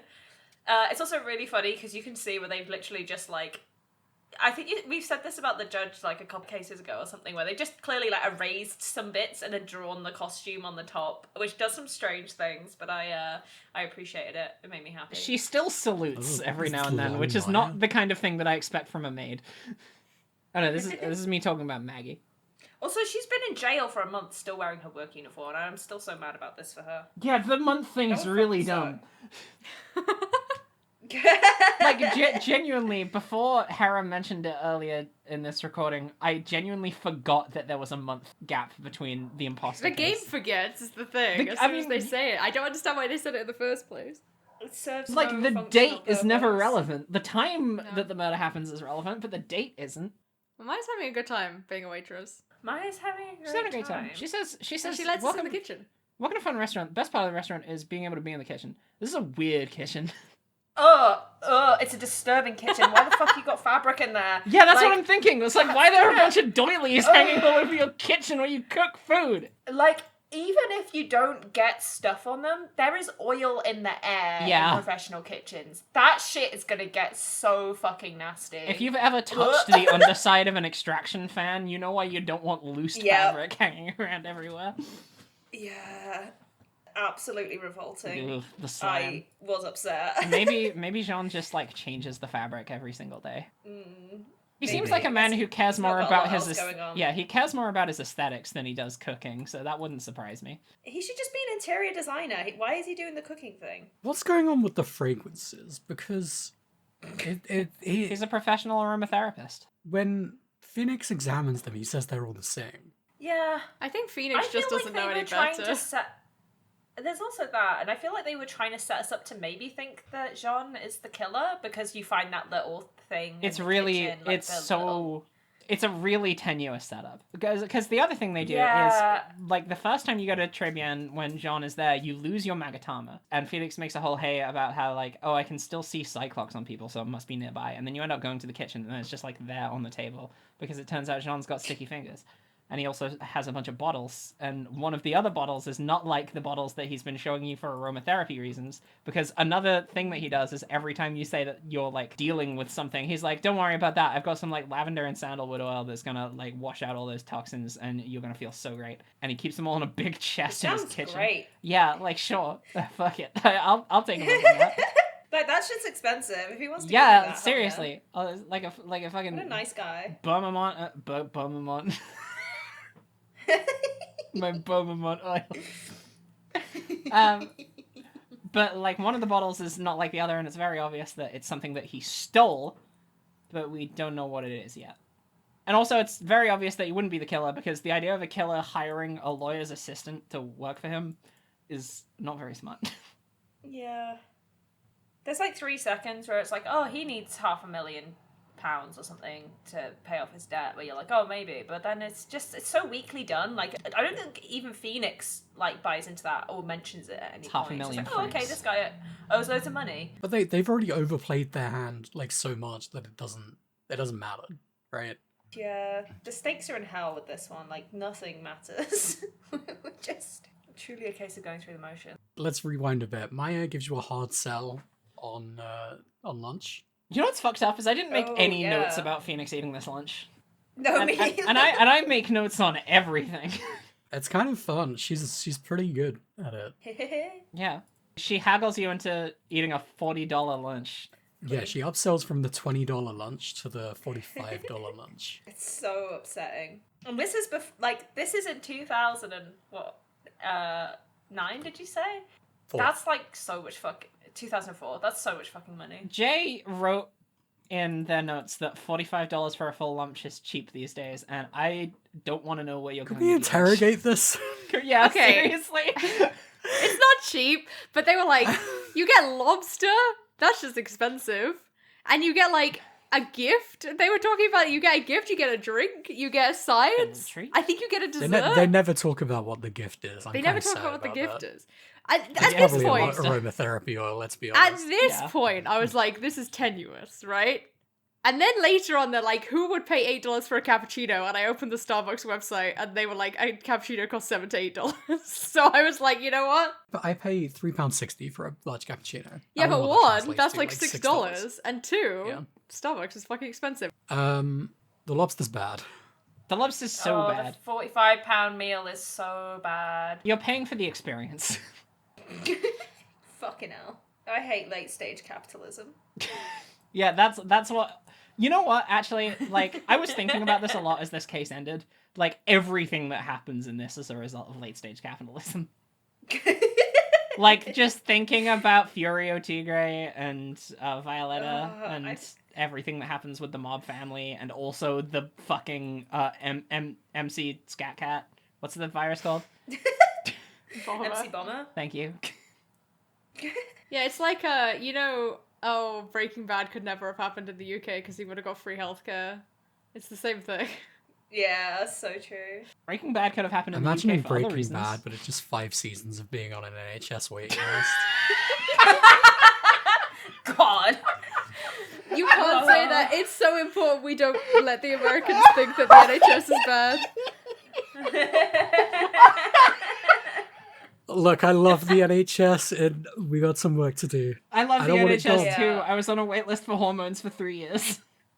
Yeah, we want it. We want the NHS, but better is the thing. Jesus Christ, Hera. That was a really good... Okay, can we go meet the best character now? There's a charming little moped outside. Oh, An so adorable cute. little vehicle. And Phoenix thinks to himself, interesting little vehicle. Let me go touch it with my grubby little lawyer hands. And then there is What if I put it in my pocket? a distant, guttural, violent scream that shakes the heavens. And in a matter of God. seconds, charging towards him at the speed of sound, is a man built like a brick shithouse. Oh, it's the transparent. Oh, I love him. His fucking music. His music, his scream, his pointy fucking teeth, his face scar, his outfit. Oh. Furio Tigre is the coolest motherfucker that you've ever seen. Tony Soprano could never. Tony Soprano could never. Aw, adorable. I love his stupid little It's bike. worth noting this. First of all, it's called a scooter in the game files or whatever. We can call it a moped. It's kind of fucked. No, it's well, yeah, for My good kind of reason. vehicle. It's got Yeah. cracks in both the wheel guards. One of the wing mirrors is Upside down. yeah. Like the entire front of it is shattered a little. I can't believe it's transparent. That's so great. That's really Is good. there fan art of Furio writing this? Because Oh my god, I hope so. There's splash art of him being knocked off it in the case, but I would love to see him actually Yeah. writing it. I want to see him like towering over those handlebars. Yeah, like hunched over. Yeah. Really good. Oh. Oh, that's so good. It's been fixed in this picture, though. Yeah, I'm disappointed. I don't think his proportions so strange. Oh, impeccable. Perfect man. Also, HD did him well, I think. HD did do him well. That one fucks. Hell yeah. Wait, look at this one. Oh, fuck yeah. Yeah, this is what I'm talking Oh about. my god. That's what we needed to see. He's so cross. Really, really, really good. This guy rules. Yeah, He's this guy's awesome. bright red. Oh, yeah. And he does have a pretty prominent facial scar. It's so obvious how people could confuse him for Phoenix Wright, though. All he had to do was say, oh yeah, I went to Hawaii, gained like 50 pounds of pure muscle mass, got into a fight with a lion, and also sharpened my teeth by eating rocks. and also got this heavy Brooklyn accent. Oh my god, absolutely impeccable. The fact that this entire case hinges on people thinking that this guy is Phoenix Wright, that's my red flag, because there is no excuse as to how they could get away with that. And also, spoilers, Glenn Elk. Yeah, okay. Like, Jesus Christ, this case is stupid. Everyone meet the man of 1,000 faces, Furio Tigre. It's because it just looks so... He calls himself Phoenix Wright. generic. There was an angle of this, what I was really hoping they were going for, where this guy's name actually was Phoenix Wright, and he just happened to have the same name as Phoenix, and he somehow got wrapped up into this entirely by the virtue of him having the same name as a famous lawyer, and it wasn't even on purpose. I think that would have been really, really good. I was, like, really thinking this time as well, like, did he always have spiky hair, or did he style it just to cosplay as Phoenix? But when you see the flashback from the accident, he has spiky hair then. I love that he was like, I can't just impersonate any lawyer, it has to be the one that I already have the hairstyle of, because that's the most convincing. Like, what the fuck? I look exactly like this guy. So good. Really All good. I need to do is It's such a wear a funny shitty blue suit. premise. And I was so sad that it went down in this case, because it's so funny. It's really... It would be a really good premise for, like, a case 1 of a game. Because you can't take it seriously. Yeah, it's so stupid. Really good theme, by the way. Also, we Yes. skipped Yeah. over. Kudo also has a really good theme. Yeah, true. Some really good music in this case. Yeah, there's a lot of unique themes. I really like Kudos because it perfectly exemplarizes what it's like to be a grumpy, angry old man. I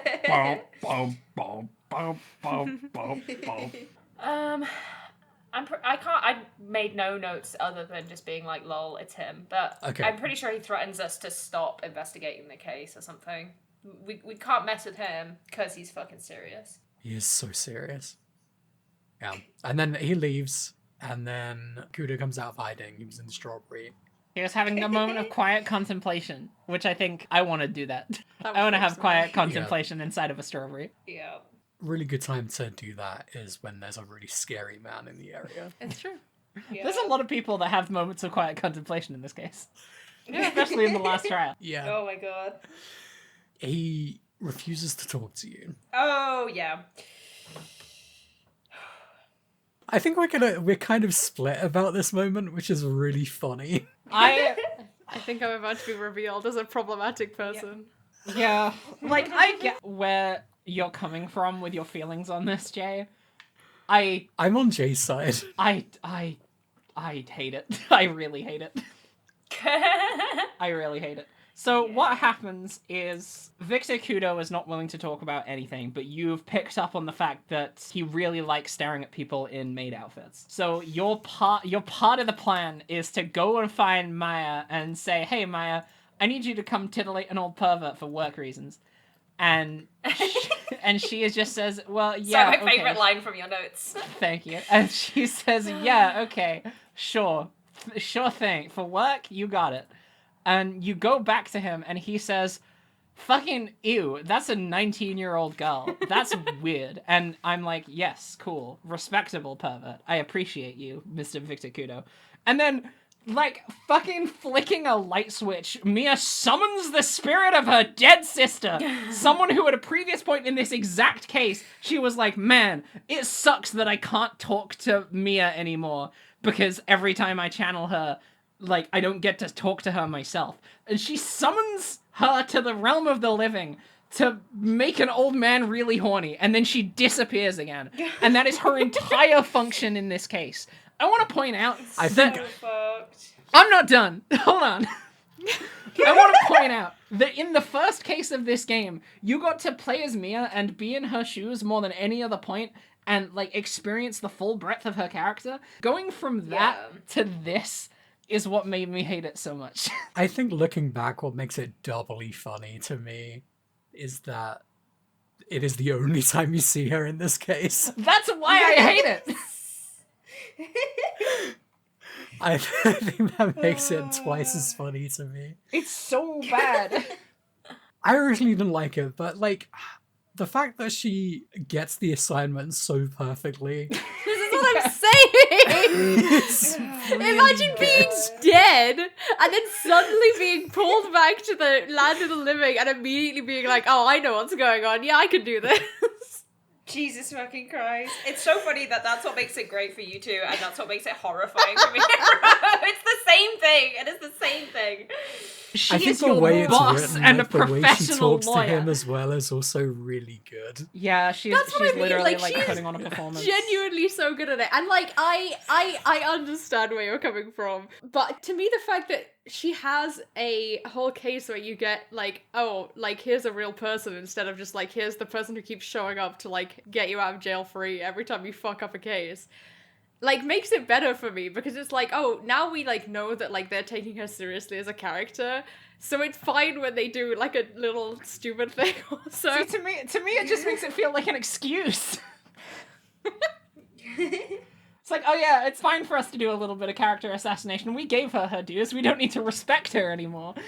I don't. It doesn't feel like character assassination to me, and it's weird because you absolutely do not have to hand it to the Ace Attorney writers who have been doing a really bad job in this case specifically. But for me, it pulled it off. I also think part of it is, I think I said more about this later, is that I think Kudo is also really well written. Yeah. As far as perverts go, yeah. I just think his whole character, like, even if you put aside the pervert stuff, like, You can't. It's integral. his whole affectation, I think, is really accurate and, like, draws into, like, a real, like, type of person is really good. Mm-hmm. Yeah, I think, like, if we didn't have the previous context of, like, there being so many perverts in Ace Attorney, like, if this was the only one, I don't think it would bother me, because, like, Okay, the pretty good way pervert. that he's a... The pretty good pervert! The way he's a pervert is, like, you know, we were talking about earlier, it's, like, fairly, It's a very like, authentic. realistic. Yeah. It's a very authentic authentic. pervert. And, like, it's not the only thing that he does, which is true of, like, basically every other pervert, and, like... And, like, it's just there to be, like, gross, basically. Whereas this one, it's, like, a part of his character, which, as Hera said, like, ends up being pretty good overall. I have a very distinct memory of one of us saying we can't power rank the perverts. But Victor Kudo is sitting was at the me, top I of the think. list right now. Yeah, it's true. Genuinely, I think Kudo is, like, one of the best written characters maybe in the series in terms of, like, That's high praise. just like a portrait of, like, a person that exists. That's fair. Well, I think we'll get into it more during the trial because, like, his, like, just the general tragedy of him is more pronounced there. The tragedy of Victor Kudo is a good name for a crime novel. Also, I do think it does highlight the quality of his character for sure. Do we have to do? We already confirmed that we're going to do like an official ranking of every single case when we finish. God. We do keep talking about that. Would it also be fucked up to do a ranking of every single character? Oh my god. Fine, sure, Oh, whatever. fuck. Well, we have to do to individual the ones. list. I don't think there's going to be a consensus. No, we have to fight for the consensus. That's the whole point. God, I'm so scared. I was going to say about this moment, and I'd messaged Jay about this when we were playing the second game, and we're playing Case 2, and you meet Director Hottie at the hospital. I misremembered what happened then, where I thought you had to show, like, Director Hottie, like, I think you show him Eni's picture or something, or Mimi's picture, I can't remember which. And in my head, I remembered that you have to show him, like, Mia's photo or something, and was, like, dreading it. I was like, oh, that's so grim. Yeah. And now I've realised that I was actually remembering this moment, and I will say that this feels less bad than what I thought I was going to have to do way back when. And there is something about Victor being less terrible as a pervert than Director Hottie, which is, yeah, like we said, we shouldn't power rank the perverts, but also this is less bad than I thought it was going to be, but I didn't like it. Yeah, that's totally fair. Well, I remember the specific context of we can't power rank the perverts being like me feeling very strongly that Director Hottie was the worst in the game, worse than Salmonella, because of the position of power that he's in, although he's not, but you know what I mean, like the joke is that he would be in a position of power. And Victor Kudo doesn't have that, which makes it less bad, in my Yeah. opinion.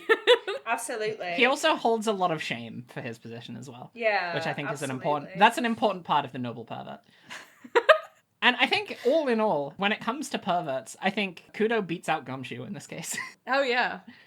Now what we have done is we have fair power enough. ranked them. So let's now here's, yeah. now here's the thing. do it turns out we something have else, power ranked please. Can't wait for the 25-minute pervert segment of every single The episode. pervert power Oh, ranking. boy. The pervert power ranking. Okay, we've not got much left to go before trial. We go back to the restaurant. We do something. Godo is there. He says the coffee sucks. I fucking love Godo so much. He genuinely makes everything feel better. He comes out of this Yeah, case so true. really well just by virtue of being the only person in the whole game who is not homophobic. Yeah, Yeah. literally. Yeah, absolutely. I fucking love that he goes there to check out. Well, he's obviously there because he's working the case, but he goes there, tries the coffee, and is just like, "This fucking sucks. This is the worst coffee I've ever had in my life." Does Phoenix accuse, I was going to say Jean of being a thief at Jean. this moment? Because we've got that haiku, and then he's like, I have proof that you're a thief because this man wrote a poem, which is Yeah, kind of fucked, but okay.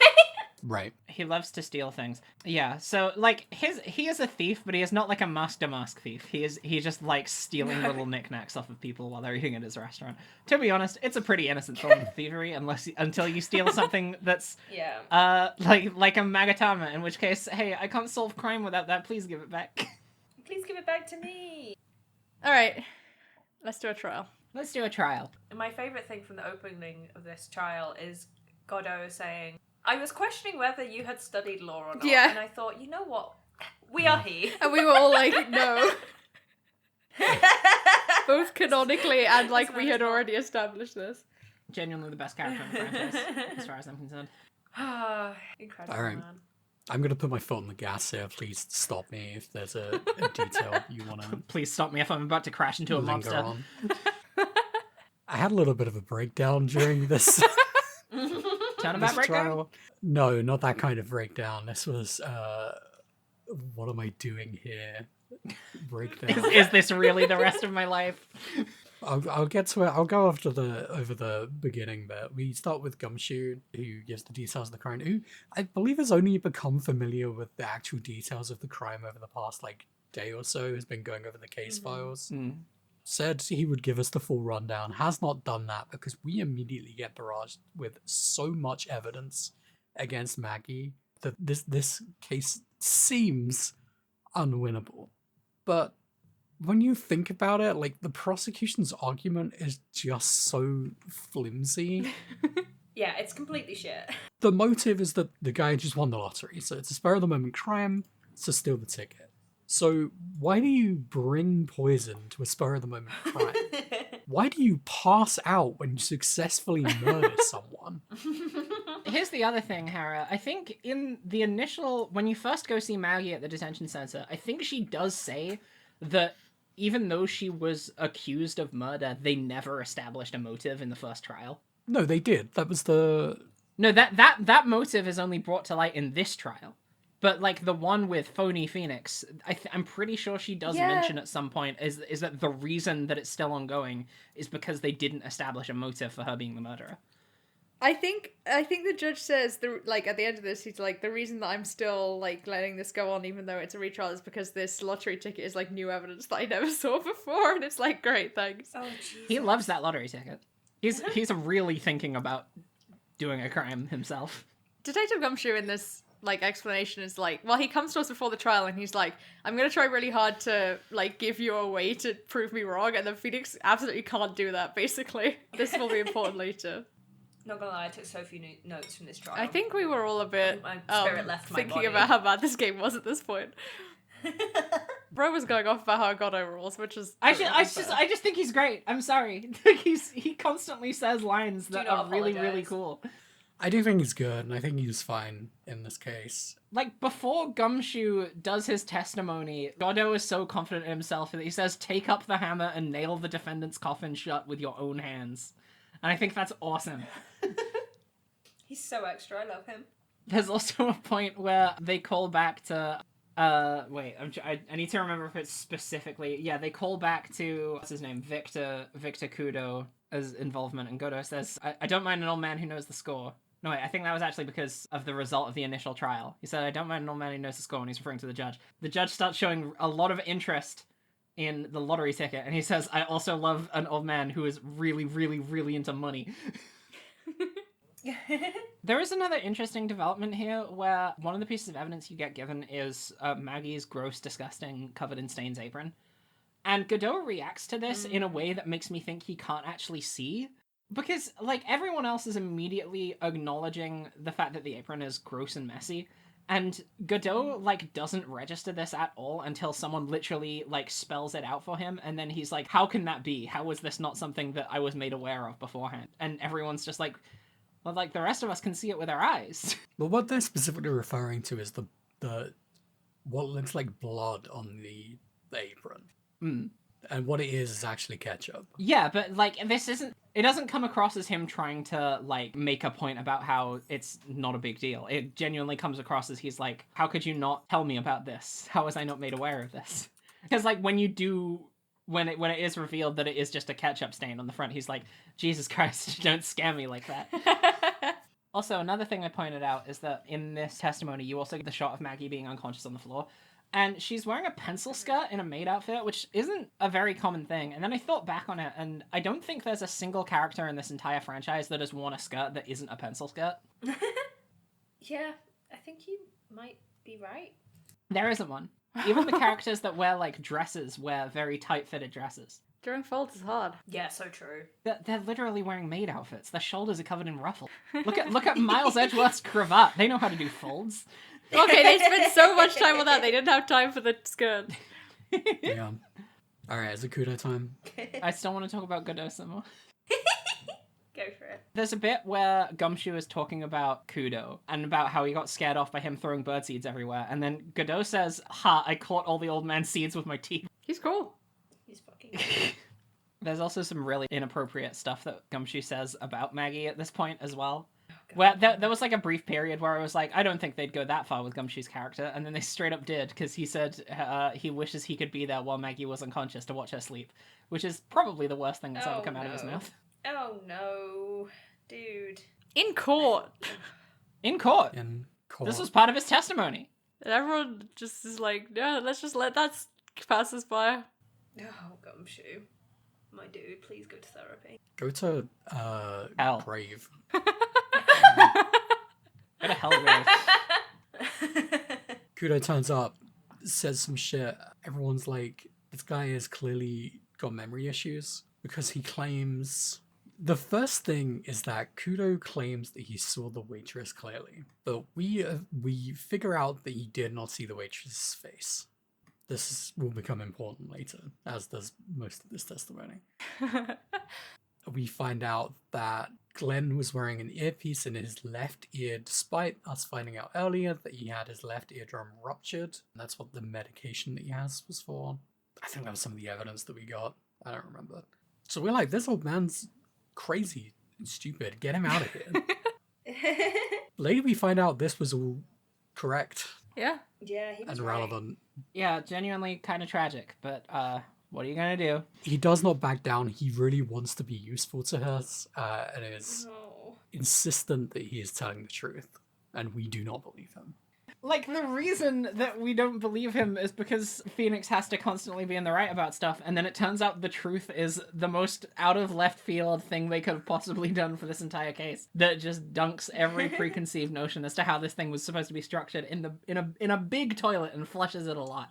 Yeah, I did write about Kudo here. This is before we even knew he was right. So, like, I kind of just got reinforced. But I think it's all stuff that I've already said. So, I do say that Kudo feels real, which makes the depiction of Armstrong, like, even worse in retrospect. Yeah. Like, when you compare the two. Like, Kudo feels like a character written out of, like, lived experience of, like, someone you know. And Armstrong is, like, a caricature of someone that you've, like, made up to dunk on. Yeah. That's the whole trial, by the way. That's the whole Yeah, trial. that's basically it. Nothing happens. Yeah, this case is, among other things, not well paced. Yeah, I want to talk about this a little more because there is something like this is obviously what Hera's been going on about, but like this man's desperation to make it seem like everything that he's doing is worth something to someone, and just like the mounting of that as he continually gives more and more testimonies that ultimately result in nothing because none of the evidence corroborates with what we know. And there's like a point where you give him one last shot at like telling us something useful, and then the entire court just says, Mr. Kudo, we just don't give a shit anymore. Oh god. And then he So fades sad. away. He disappears into thin air as soon as he realized that there was nothing useful about him to be passed onto this earth. His entire spirit just disintegrated, and he moved on into the next life. It's not true because we see And him again it's so later. weird because there's been so many times when we've listened to the most absolute dog shit, pointless testimony because we're like, we just need one more fact, but not with this guy. We don't give a shit about what he has to say.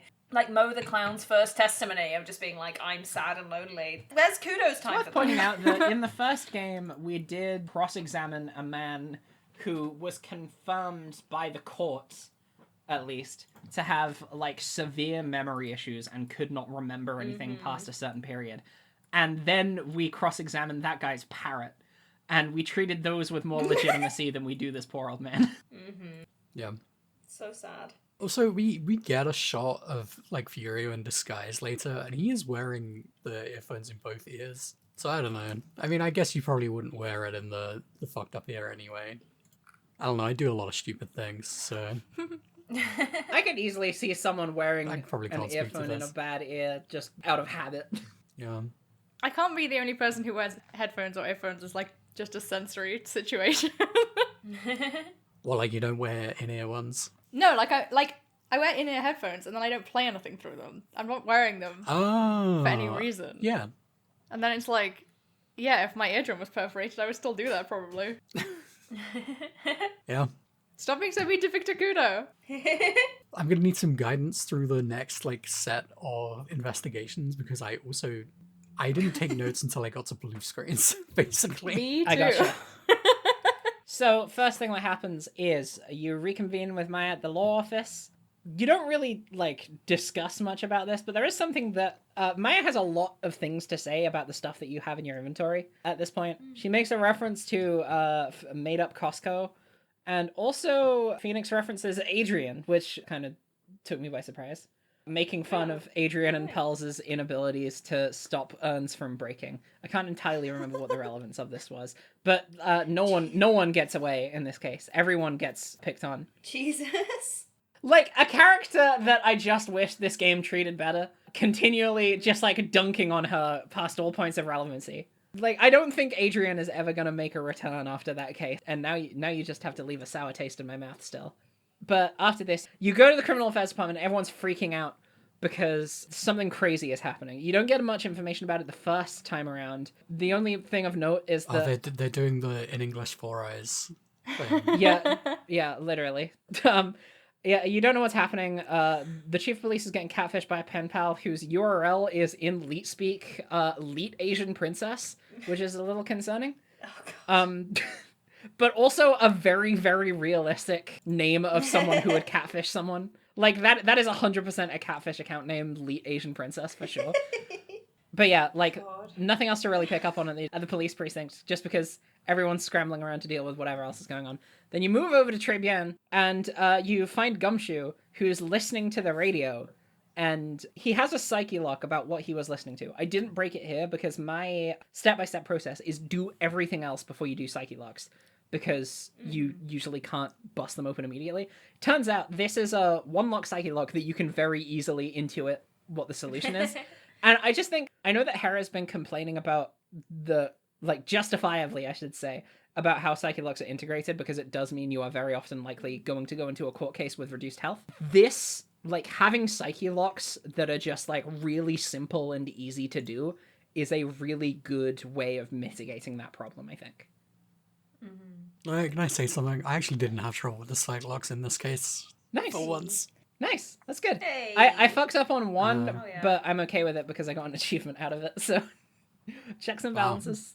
Yeah, you inquire as to what he's listening to, and you say, could it be anything to do with this? You flash him the lottery ticket, and he's like, yeah. I saw that the guy won a lot of money from gambling before he died, and I thought, why don't I try it? Check out this flyer. There's the show on every day at 1:30 called Have So Many Money Every Day.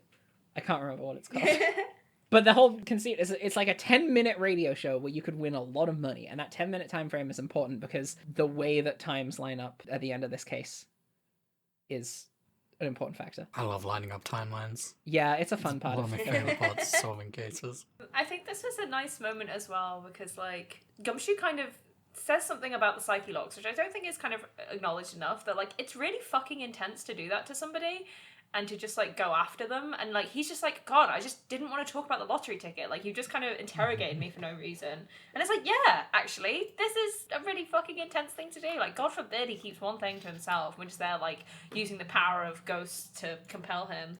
I hate when this lawyer, like, stands up straight and puts his arms straight by his sides and gets really fucking mean at me for, like, 5 minutes.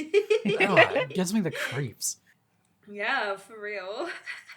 The other thing that Gumshoe tells you about is about Elg's medication, where they found a bag of medication with no medicine in it. And it's pretty easy to intuit that the little green bottle you found in the kitchen the first time you went there was that medication. They really try and, like, hold that card close to their chest, but, like, it's very, very obvious. And then he also tells you that he, before he died, he worked for a company called Blue Screens Inc., to which Maya says, sounds like a real stable company, which I think is just funny. Oh, and then we can go to the kitchen. Because, what's her name is there? Character we don't know the name of yet. Scary emo lady. Oh yeah, I forgot to go here till later. Okay. Do you want to go to here first, or Blue Screens, or another place? I think Blue Screens is maybe better because there's less going on with Blue Screens than there is with This is Lady good in the because it's Kitchen. tragically underwritten, like all the bits of this case that have Yeah. any potential. I like that we were all in agreement about Lisa's suit being cool. Yeah, I'm so glad. It is kind of weird that she has polygonal boobs, but I guess that's like part of the bit of her looking like a robot. But yeah, this is Glenn's boss, Lisa Basil, which is also a palindrome. She works with him at this data company, and in the background there are two super geeks playing on their computers. Hera, you said this in your notes about how, like, they were trying to do this thing that made it sound like the things that they do are, like, really complicated and sciencey. But if you actually just, like, know a little bit about computers, it's pretty straightforward. I mean, look, I don't claim to know a lot about computers. I've done like 90% of an intro to computer science. I mean, the thing is, it is pretty straightforward. Like, you don't even need to know a massive amount about computers to understand what they're saying. You just need to know a lot about, like, the needs of a business and, like, cybersecurity and stuff like that in, like, very basic terms. It's like, yeah, we sell, like, cybersecurity solutions to companies. And that's, like, the gist of it. Oh, I was referring to the bit where they pan over to the nerd in the background and he is explaining what he is doing. Yeah, no, that's, like, part of it. And he's just talking about, like, program times or whatever. But in the background of this scene, you can also see Glenn's desk. And it's very clear from just looking at it that this guy really, really liked gambling. It wasn't just his favorite... I wouldn't call it a hobby. I would call it a deep and concerning problem. And I think the funniest thing is that the way that Lisa describes the way that Lisa describes his problematic lifestyle is she says Glenn was a bit of a loser. This is her employee who The judge also said that about him. It's so awful. who died recently. Yeah, the judge in the case says the victim sounds like he was a thoroughly miserable young man, and it's just like, this guy just died. Listen, like, please shut the fuck If you up. gamble, you are scum of the earth, is the narrative that this game is running with. Which makes it really funny that Phoenix apparently owes $500 to Maya for losing at cards. Yeah. I mean, it seems like she just made that up. Give her that money. I think they do confirm in this case at some point that Maya does actually get a legitimate salary for the work that she does now, which is good. Cool. Thanks for that. Yeah.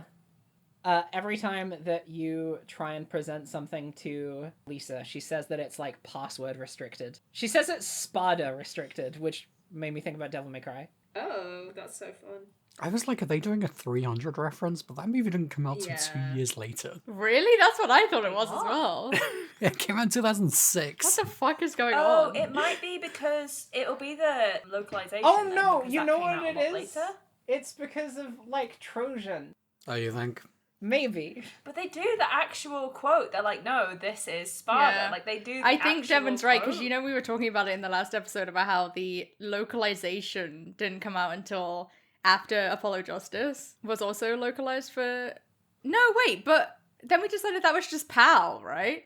It came out on DS. There wasn't it came out on Nintendo DS in Europe and North America in 2007/8. Oh, okay, well, yeah, so that's why. Confusing. Confusing. One annoying thing about talking to Lisa is that if you present her with something that she doesn't have anything interesting to say, you have to go through a pretty lengthy sequence of dialogue before you can get to present something else again. Because there's literally a point where she asks for a password and Maya gives her a password, and then there's like literally a 3-second unskippable pause before you can continue with the conversation, which is really annoying. Because you have a lot of evidence by this point as well. And I did want to know what kind of stuff she says, because she seems like a person with interesting things to say. We didn't actually describe what she looks like. Who wants to describe what she looks like? We did. We said polygonal boobs. That's it. Okay, cool. Cool way of reducing a character down to the bare essentials, Sarah. I didn't say it. I'm wanting to extrapolate on this. I really like the LEDs she has on her jacket. Very fun. The pulse. Really fun. Very, She's got this like, really proto-cyberpunk. sharp cut kind of blue bob as well, which is very fun and futuristic looking. She's also wearing the HMD. We haven't mentioned this yet, but everyone has like a Dragon Ball Z scouter that works at this company. It's cool. She looks like an Internet Explorer Gajinka. She does. Fucking phenomenal and true. Alright, kitchen? Now we have to go to the kitchen. Violet's here. Viola's here. We don't know that Hey. yet. Goth girl is here.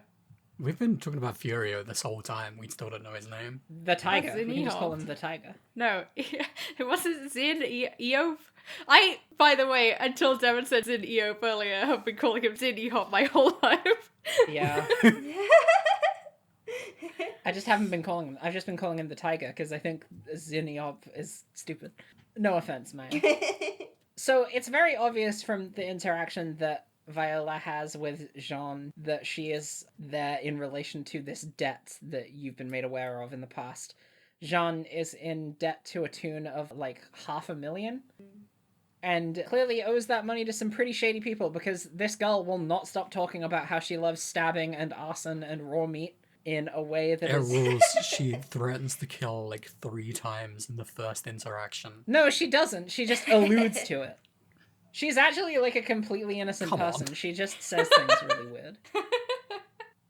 She just says, I would hate for there to be a fire. I would hate for you to get stabbed. I love raw meat. Is this your kitchen where you prefer food? I love raw meat. I got hopeful here because I was like, oh, is she in charge of the money lending operation? Foolish. Foolish. You wanted her character to have more? Yeah. Not in this case. And is this the first time we find out about the name of the loan company, Tenderlender? Tenderlender is a I really good believe name. we found out earlier because we get the slip of... Yeah, you get Jean's bill Yeah. Oh, quite yeah. early on, I think. But you don't get to go to the place until after this conversation. Greatest name of any business of all time, It's to be honest. very nice. It's pretty good. They got a really good motto too. Yeah, the thing about the motto Oh my is so God. funny. Gumshoe is like, I gotta go back to the station, something big is going down. Oh, he gives us the fucking lunchbox. Oh, God. It is like, okay, I'm going to describe this lunchbox in full. It is a lunchbox, there's 2 sections in it. One section, plain rice. The other section, weenies. 500 hot dogs. There's no, like, sauce or anything. There's nothing to tie it together. There's not even, like, a garnish. Carbs It and is protein, just babe, one it's all you side need. plain white rice, other side, weenies. I hate that they keep using And the he's word like- weenies. I put all my care into this. Please give it to Maggie. It looks bad, Gumshoe. Looks bad, Chief. I mean, to be fair, you literally talked to him earlier about being thrifty, and he's like, I can teach you the best instant noodle recipes. I don't think this the man is number one a thing particular you quiz learn smart. cooking as an adult, and like you don't learn this right away. That's like one of the secret things, is that when you've got like your main and your like side, and they're both playing the perfect thing to tie them together, just get a simple sauce going. Gumshoe, you have to learn this. If anything, if you learn nothing else, please learn this. I think there are some more important things you should learn before this, actually. No, Nope. This is all you need. put a sauce on the weenies. You have to learn how to sauce Maybe your cut them weenies. up. Do the thing where you cut them into little octopuses. That's always cute. Yeah. Hell yeah. Everyone loved that. Little peppercorns for the eyes. Everyone loved that. Hell yeah. Okay. Welcome to Tenderlander, a very funny looking place. I really like the This way place this... rules. Yeah, it's really funny. So the scene that you're greeted onto is a tiny little room that's on like the 4th floor of some multi-story office block. There is a carpet that looks like it's made of solid gold, and straddled upon that carpet is a desk that looks like it's made of solid gold. The rest of the room looks like shit. I mean, it looks like a Yakuza office. It really does, which is appropriate given who works here. There's like a giant Dharma on the wall and a big shogi tile. Yeah. And a collection of outfits which Phoenix describes as pimp attire, which I don't know if that's appropriate or accurate.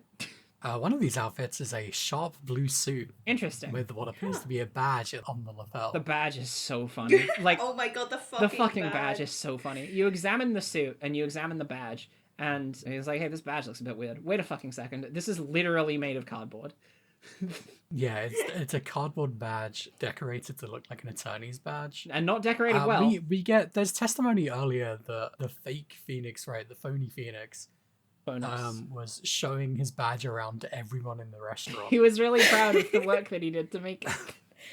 I have some more to say about this because on Steam, the mechanics of Steam as a platform is that games can have trading cards, and if you collect every trading card in the set, you can turn that in for what is called in the back end of Steam is a badge. Wait, the first one game. is the You can paper collect badge. the sets- you can collect them over and over again to level up the badge. So I'm going to share with you all now the badges for the Phoenix Wright trilogy. This is great. Oh, that's Paper, so good. iron, copper, silver, gold, homosexual. Hell yeah. I never knew this. That's This is really cute. good. That's so wild. About this or about badges in general? I didn't know that's what you could do with trading cards. I knew you were supposed to collect them all. I've never tried or bothered. That's with crazy. anything. Huh. My over Christmas project was Yeah, getting Hera like, a got little so badge many fucking portfolio. badges over Christmas. It's crazy. Aw. And let me tell you, I got the gold badge. Yay! You Oh, haven't got the yeah. homosexual badge? No, foil badges are really expensive. Foil cards are like They're like 100 really random times the way they price. drop, and they're also very expensive. I need to say for the listener that the badges are the paper badge from this game, and then iron, copper, silver, gold, and obviously the gold is like the real Ace Attorney badge from Ace Attorney, and then for some reason the foil one is just rainbow colored. It's got sparkles on it. They're all recolors of the attorney badge. Except the paper badge, which is paper. It's fun. Here's the thing that I find interesting. So, there are a bunch of different lawyer badges that you see throughout the Ace Attorney games. Like, you see Maya's badge, and I think you do see someone's prosecuting... I don't know if there's a prosecutor's badge, but I feel like Yeah. you see someone else's badge other than Maya's and Phoenix's. at Edgeworth some has a point. badge. Okay, Edgeworth does have a badge. I think you do see Edgeworth's badge at one point. Maya has a badge? Yeah, you see it in her case in this game. Oh. Mia. My mistake.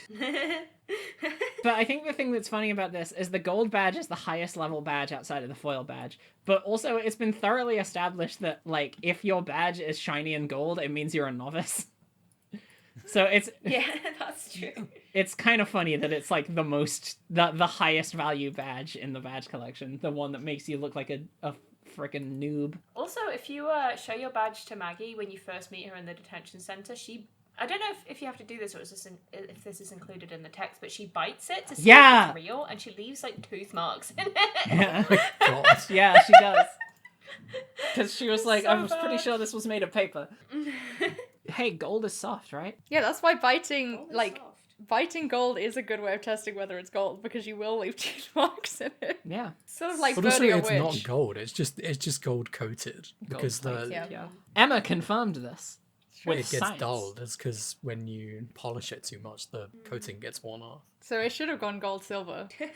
Yeah, Or gold tarnished. whatever it is. Tarnished lawyer. Yeah, that's true. I assume it's not silver. I assume it's like stainless steel or some shit. The iron one. Right, Okay, should we get back on probably track? stainless steel. Do we have to? Yeah, what else is in this office? There's an ashtray on the floor. Violet too. There's a Part two. CD on the table. Violet keeps Violetta keeps giving you She goes by Viola and Violetta interchangeably. yeah. keeps giving you snacks. Cake and... It's very cake and sinister coffee. about the snacks. It's very funny. She's just like, she keeps giving you like coffee and cake, and she's just like, try this tea. I added a little something special to it. Spin-off Give it a game sip. where Viola and Lisa Basil do literally fucking anything. I don't really care what it is. Just give them their due. Give them that due. They Please. need I to. did dream about the side game where he plays Furio and Violetta doing a case. Yeah, Here's because the thing. Yeah. Furio and Violetta are victims of circumstance. It's true. The circumstance is a car crash. The circumstance is a car crash. And, you know, the tragedy of having a family sometimes. Yeah, true. We'll get into this when we establish their motive, but it's kind of sad. And it sucks that they're not, like, more important characters than this. Yeah. This is where we confirm that her name is Violetta Cadaverini, which is pretty bad. It's not a very good name. That's not true. We confirm her name is Violetta, but not Cadaverini, because that is important in her Cyclops. I mean, it's pretty obvious that the person that Tiger owes all of his money to is the Cadaverinis, because it says so in his repair bill for his moped, for his little bike. That's under his giant shogi tower. That's yeah. under his giant shogi tower. And it's pretty easy to put two and two together and astute that Violetta is Violetta Cadaverini. A name that doesn't really hold any significance to you because you don't know who these people are, but is very important to a lot of other people later. And, like, say what you will about her, but she does provide really great service. If I was, like, just sitting waiting for an appointment at an office and I got given coffee, cake, espresso, cookies, and a donut, I would just, like, I would be happy to stay there all day if I just kept getting that much free food. Yeah, I'd take out $1 bajillion. That's how they get you. alone. That's how they get you, yeah. What happens here? Furio turns up Confirms and his is name. like, fuck off. Yeah, because I do not fuck with me, because I will fuck with you. She also says that her and Furio are lovers, but apparently it's like a very unconvincing thing that is said. And I also didn't buy it because it just seemed kind of weird. There is something very underbaked here. Another very Yeah, underbaked thing. yeah. In this case, yeah. Another underbaked thing where she is, like, obsessed with Furio. Maybe because he paid for the operation? Like, that's the impression that we get, that Oh she thinks man, that, could you imagine that he saved her life. like a fully fleshed out case of these two where she is just like weird tsundere girl who's obsessed with him because he saved her life. This is what I'm saying! Mm-hmm. There's so much potential, and they didn't do And it. she and it believes that stinks. he cares about her and that's why he paid for the surgery, but then, like, clearly knows that actually he only paid for the surgery because her grandfather threatened his life, and, like, clearly doesn't want to believe that. Oh, do something with it! I'm gonna shake you! See, my fan fiction is that she's completely roped into it. Not roped in, it completely wired into it, and it has Furio completely under her thumb. I mean, that would also be good. Mine is that Furio is doing this out of fear for being, like, in trouble with a mafia family, but he is also just a person who cares about other human beings, actually. There's so many ways you could take it, and yet, they didn't take it anywhere. Well, we could write fan fiction about this case all day, unfortunately. Please. Anyway, do. I want to talk about the slogan. What was the slogan? It was win through compromise. Victory through compromise, which Viola then explains as compromise the customer to win. Absolutely. Really, really good. She has Cyclops. Yes, she's got the most Cyclops out of anyone so far. Oh yeah, There's 4 of them. yeah, Lisa also had Cyclops. We didn't mention that. Lisa also has Cyclops specifically yeah. relating to what was it? It was to do with Glenn, but I can't It's remember about the what- computer virus. Yeah, but it's also just to do with like Glenn's activities. It's because Glenn was going to sell the virus, and she knew about Yeah. it, but she doesn't want to, like, speak ill of him because... they Even kinda knew though each she other. does call him a loser. Even though she does call him a loser. Doesn't want to compromise the company. Yeah. Okay. I went to Vitamin Square after going to Tenderlander because you have to. Kudo is upset. Yeah, he's fuming, and fair enough. Yeah, we did kind of chuck him under the wheels of the unstoppable chariot of justice. He says something interesting here. There's like a point where he starts rambling and you have to be like, do I want him to keep rambling or should I get him to shut up? I was just like, he is definitely going to slip up and say something we didn't hear before, so I let him ramble. He also says that apparently a bunch of people constantly ask him to run errands, which seems like a really, like, that seems like a really mean thing to make of an old person. Like, constantly asking them to do stuff on your behalf. Like, I know that there are people that are in those situations, and that sucks, which, again, sort of contributes to the idea that Victor Kudo is, like, a realized character that feels based off someone's experience. Yeah. Does Kudo actually, like, have any... Yeah, he does. says that they asked him to go Call the police. find the phone. Yeah. Yeah. Yeah, he goes to call the police, and it takes him 5 minutes to find a phone. Because he doesn't have a cell phone because he's an old man. This is not actually relevant. It is relevant. That's how... Oh no, wait, because that was already the stage thing. You're right, it's not relevant. Oh, shit. It is God, a red herring. It's a red herring. It is relevant because it confirms that nobody was at the scene of the crime for a certain period of time except Yeah, for... but that was after the fake it crime. Yeah, but it's... Yeah, but they need to put the body back for the police to Yeah, find it. it still confirms that something could have happened in this window of time. that Wait, you talk need to about that. establish. By the way, like, how long does it take for rigor mortis to set in? Don't Not worry very about long. it. Oh, God. I Google this so many times. Throughout... I'm constantly clarify Googling. anything I can about never that. remember how, like, whether it's a couple hours or a couple days.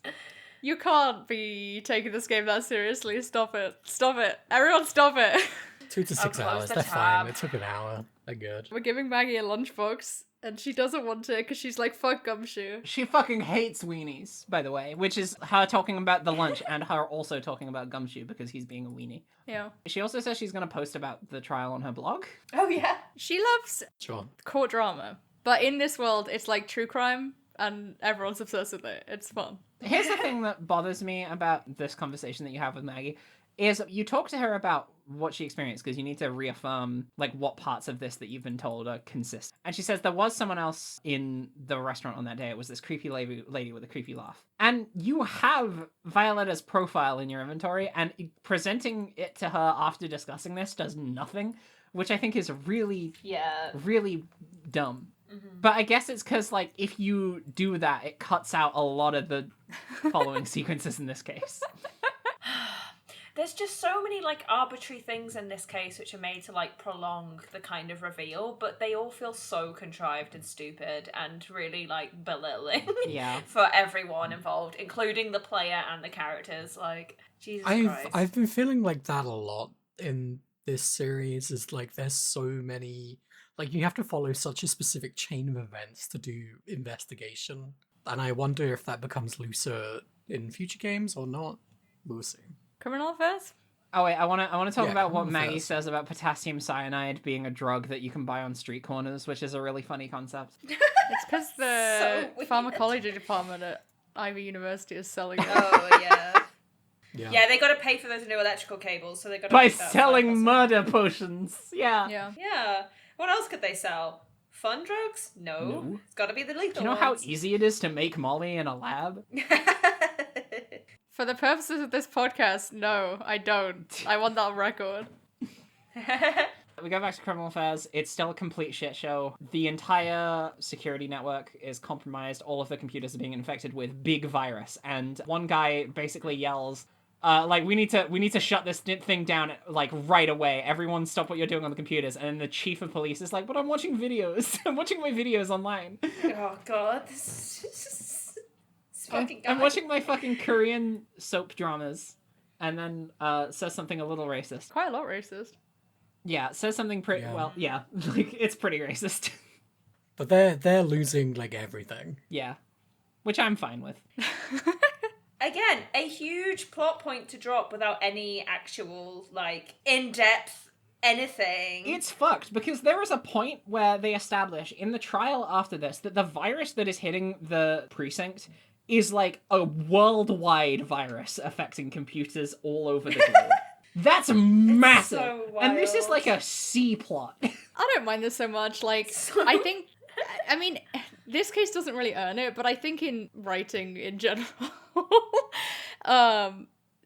there are times when you just want to be like, something dramatic is happening and it's not that important to, like, it's sort of the, like, narrative equivalent of a Deus Ex Machina, or like a, what's the equivalent of that, but when it's like an object that's just like, who cares what this is, it's just a thing that pushes the A plot along. MacGuffin. A MacGuffin, that's the one I'm looking for. This is a narrative MacGuffin to me. I think it's fine. It doesn't... God. The rest of the case doesn't hold up enough that you forget about it, but I feel like if it was a good case, you wouldn't really care. Yeah. I agree. But it feels like there's such, like, this case is such a collection of different sporadic elements. Like, That's this true. feels like it could have been a case revolving around a restaurant. This feels like it could have been a case revolving around a loan shark business and the mafia. This feels like it could have been a case revolving around a tech company and a computer. Except it's true. all of those three things smushed together in this amalgam and none of them mess. done well. Yeah. Because, like, you could, again, we've talked about the Viola, mob stuff, but you could really go into, like, the ramifications of police systems being, like, compromised, and, like, Glenn kind of really being challenged as a character for doing that. Like, just casually making this virus that's fucking over the planet. That's not even, no one even cares. Like, that'd be a really interesting thing to examine, because we've done the route of, like, oh, what if you have to defend someone who really is a murderer? Now let's do the route of, oh, you have to imprison someone for the murder of someone who really should have been killed. But it's true, and I guess this is the thing of, like, it doesn't have to, like, either they should just cut all this, like, inane bollocks that isn't developed properly and just have it as, like, a one-day case, or, really make it, like, a really interesting, like, 3-day one. But they're cowards. And they waste a lot of time making stupid jokes about people who don't deserve it. Very true. I don't know. I think there's also space for chaotic cases that have a lot of elements that are overlapping each other, but this one is not done well. That's the thing. It's like, when it's not done well, it just feels like a mess. But you can drill into something for a whole case and also have that not done well, and it just feels boring. Yeah. So, Yeah, like True. But, like, the things that this case touches on are all things that I want to see fleshed out more, like with Viola and Tigre and with the virus. Because I think, like, I don't know whether it's just, like, personal bias of, like, things that I enjoyed a lot in the early 2000s. I'm thinking about the Digimon movie. I'm thinking about the Digimon movie a lot. But like, the idea of a computer virus being a narrative crux for a series of events is, like, always something that appeals to me. I don't know why. I just always think it's a really cool setup for shit to happen around. well, we got a lot of cases left to get through. I'm sure we'll get to another one. I hope so. I want to see someone get murdered over the internet. All right. I want someone to be sent one of those spam emails that's like, if you don't send this to 30 people, someone will come and kill you, but I want it to be real. That's what the killer's up to these days. Oh, the killer! I mean, he's still out there. I miss him. He's still out there. Yeah, I think my kind of closing thoughts on that is just, like, the big computer virus thing could tie in really well with the, like, the system is corrupt, and also, like... Yeah, just a lot of the other big themes of Ace Attorney, and they could have had a lot of fun with that, and they didn't, and I think that was a wasted opportunity. I think, in Harris Point, like, having a bunch of these different elements colliding in a way that works, they have to touch on the same themes, or at least, like, broadly the same topics that the game itself is dealing with. And this doesn't feel like it's interested in doing that whatsoever, even for, like, the main parts of this case. Gumshoe gives us a second lunchbox. Gumshoe gives us a second lunchbox. And it's bigger. We're so full. We can't eat any more weenies. I'm so sick of weenies. This is when we learn about Bruto Cadaverini. Yeah, because you give Gumshoe Viola's profile, and Gumshoe knows who Viola is because he's like, oh yeah, she's a really scary mob family child from Scary Mob Family, the Cadaverinis, who, like, own the black market and are so extremely rich they're completely untouchable even by the police. And I'm sure literally everyone at this point thought, Gumshoe, we saw you, like, body 4 giant mafia goons with guns in the first game. You should be unfazed by this. I think giant goons are different to, like, societal, like, structure. Hey, we don't know who those mafia goons worked for. Don't we? I mean, we know that they worked for what's her name from that case, but I don't know how involved she was in, like, I guess grander societal maybe it's movements. same thing. Maybe she was also a Cadaverini. Yeah, maybe. Bruto gets his own custom icon, which is almost completely unnecessary. Again, it feels like something that is, like, lead up into this case being about more than it is, and then it just doesn't go anywhere.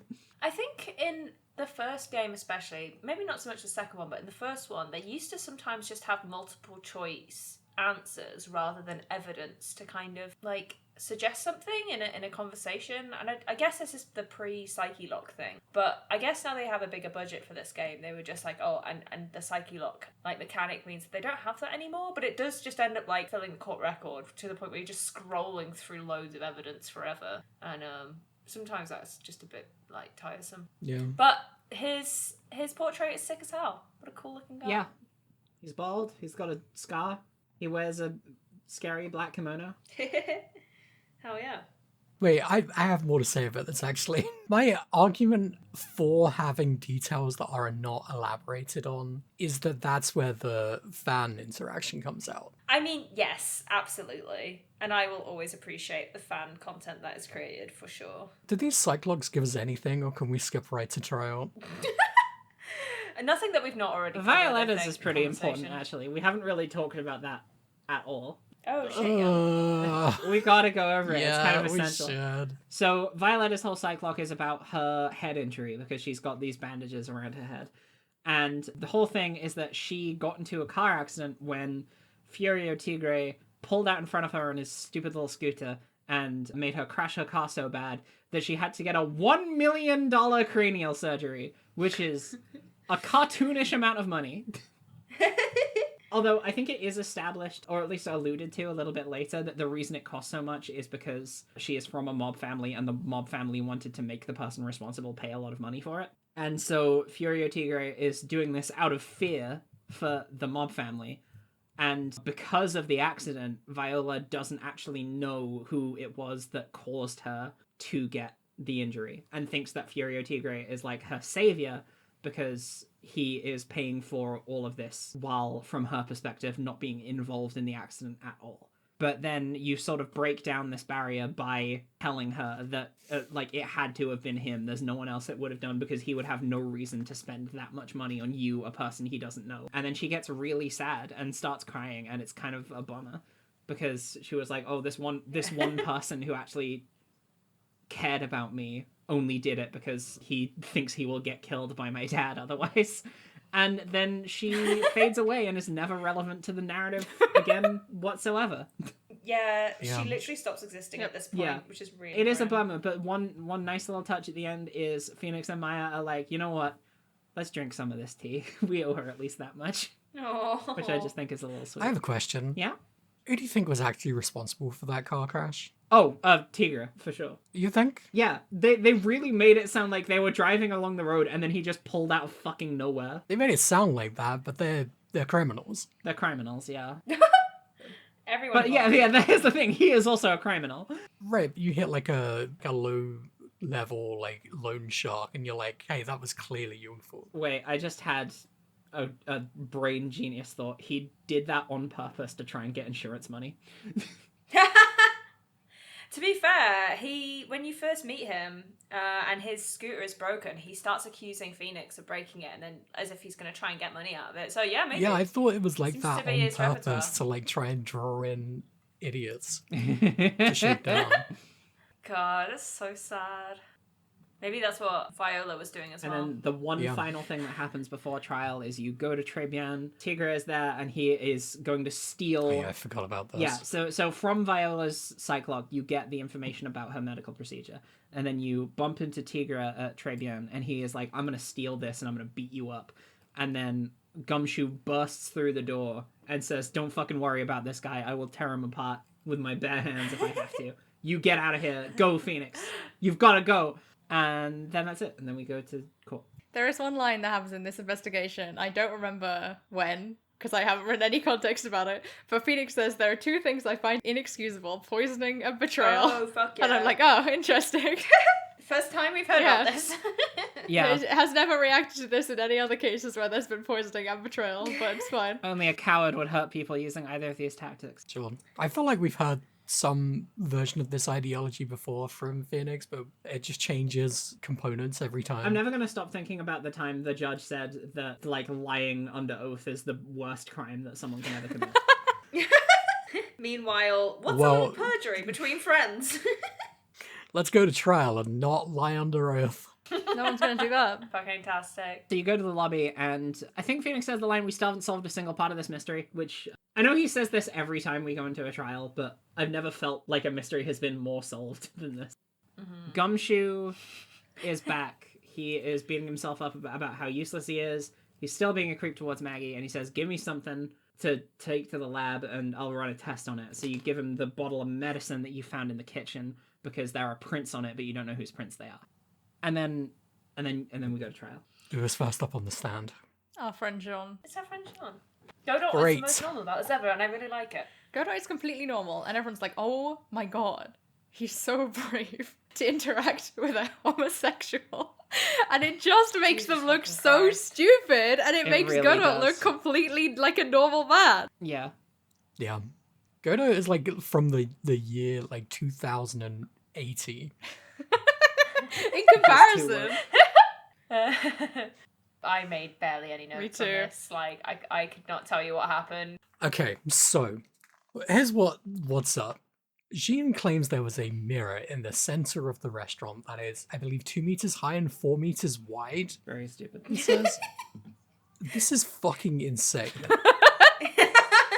The whole premise of the testimony for 2 testimonies is that the visor and the earphone and everything that Glenn had on was on the other side of his face.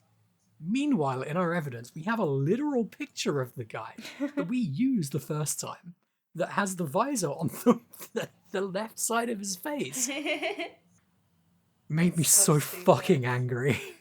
I mean, to give this a generous reading, the point is that Jean Armstrong is making a very bad argument because he's under coercion, and we kind of just immediately are just like, you're lying, and also that means that like you're complicit with everything that was going on, and you clearly did some other shit. It is extremely fucking boring though.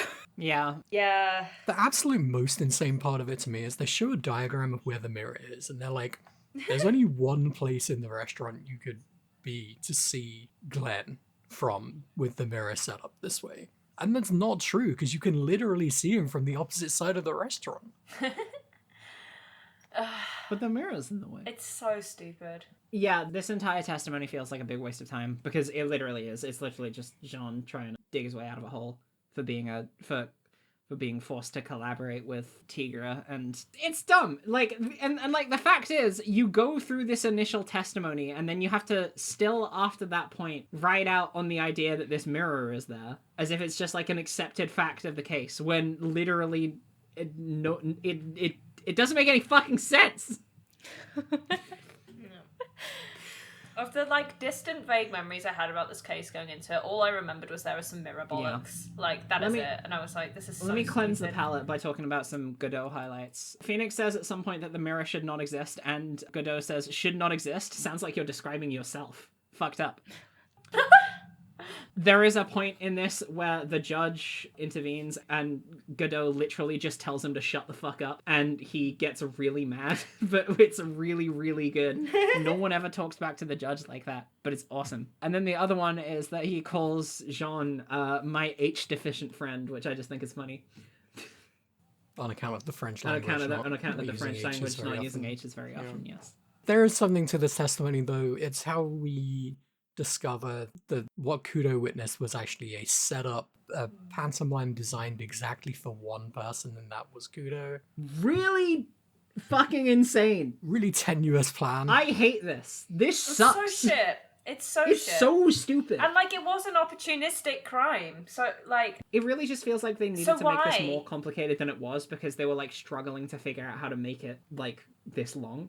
So they were just like, fuck it. They did it twice. Yeah, and I don't understand, because, like, it doesn't feel clear why... Do they kill him because he wins the lottery and so he's going to pay Furio the actual money instead of give him the CD, which is fine, but then that's an opportunistic thing. So then why has he got poison, and why are they ready to stage things at the drop of a hat? Like, this whole case is bollocks. The structure we're working with is that Furio was going to meet Glenn on this day because Glenn was going to sell him MC Bomber, the virus, on a CD, and that virus was going to go to the black market to be sold for millions of dollars. And the only reason that Glenn was doing this is because he was indebted to Tenderlender for, like, $1 million as well. But then, coincidentally, while Glenn was waiting 100,000. 100,000. That's a lot less. While Glenn was waiting for Furio, he ended up winning the lottery and won a lot of money, which meant that Furio wouldn't be given the CD because he could just pay him back in cash with the money he won from the lottery.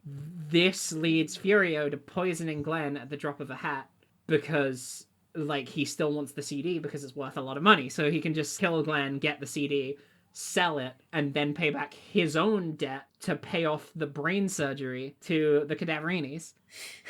What a fucking sentence. It's... Look, maybe it's just like you always have some like kind of emergency thing on you, right? Like my emergency potassium. My emergency cyanide. well, I'm not a loan shark. I don't know what emergency tools they need. Actually, every single one of his teeth is fake and they're actually cyanide capsules. That being the setup is mostly fine until you get to the point where this was all spontaneous, and his idea of pulling off a spontaneous murder was poisoning Glenn and then staging the exact same murder again immediately afterwards.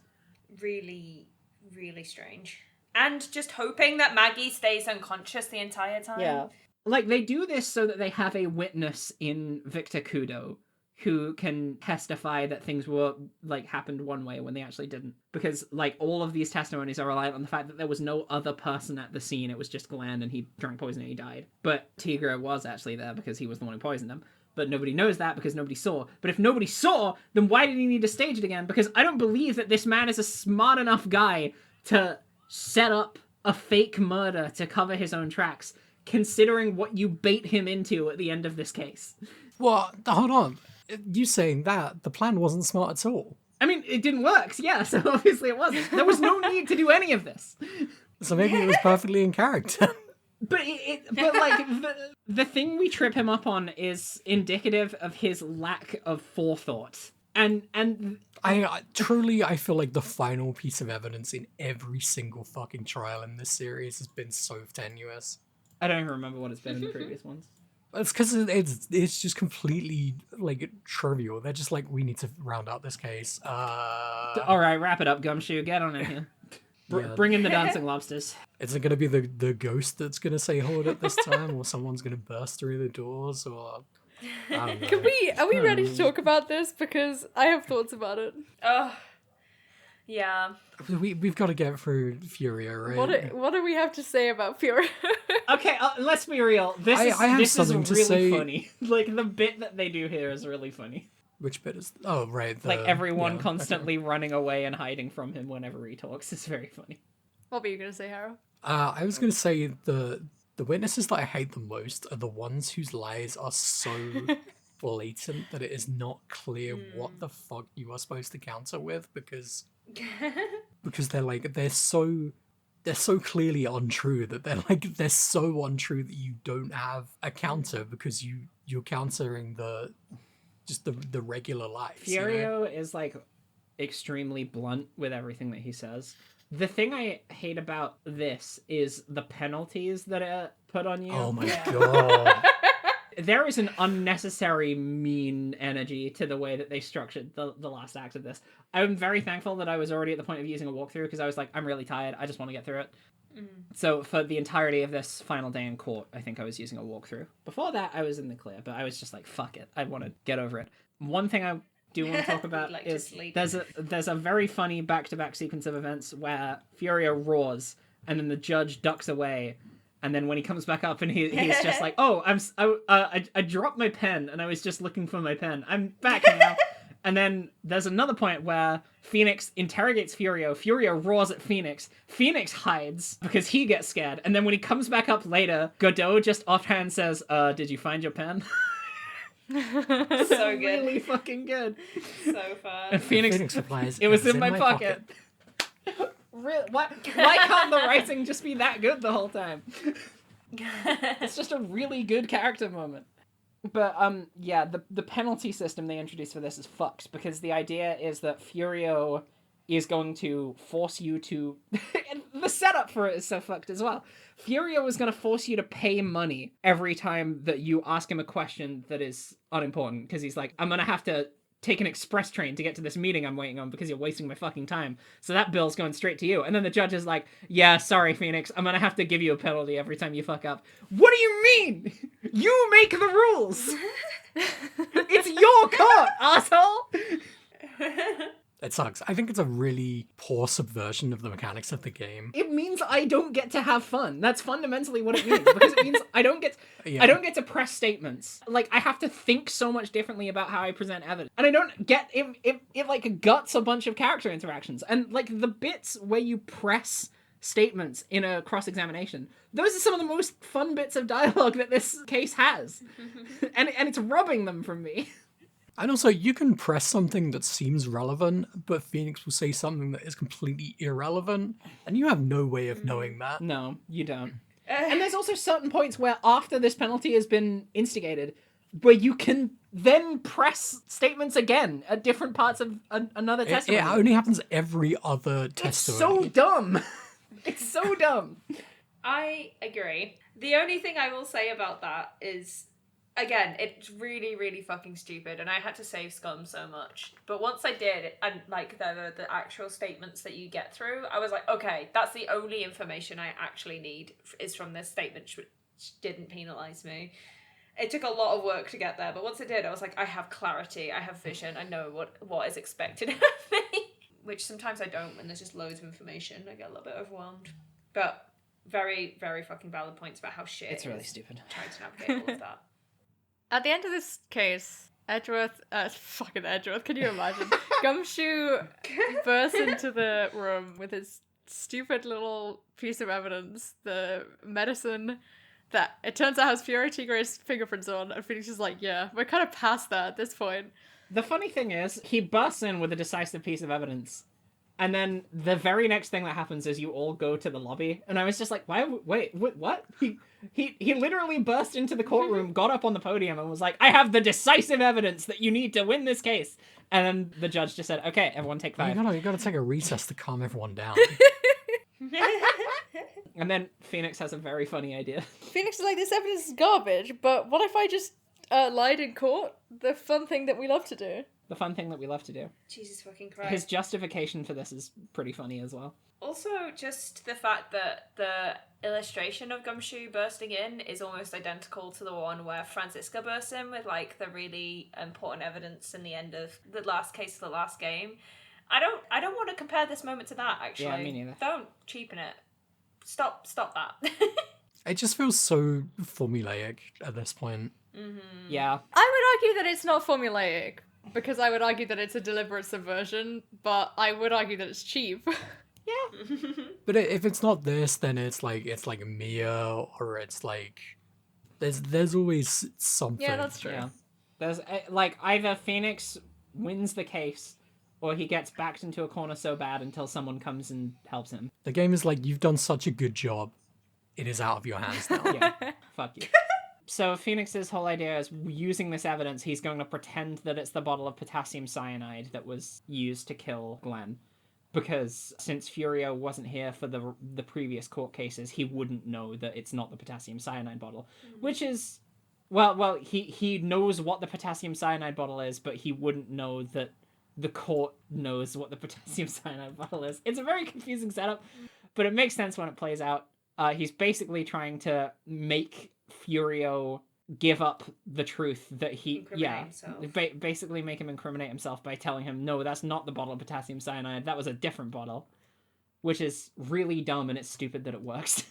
I mean, now I'm doing the thing where I'm just like picking at straws, but why did no one, most of all Godot, be like, no, it's not? What are you talking about? Yeah. Yeah, everyone just accepted it. Oh, Phoenix has gone insane. It was just like, yeah, he's just doing one of his stupid things again. He's not very smart, so. He didn't even study law. He didn't study law.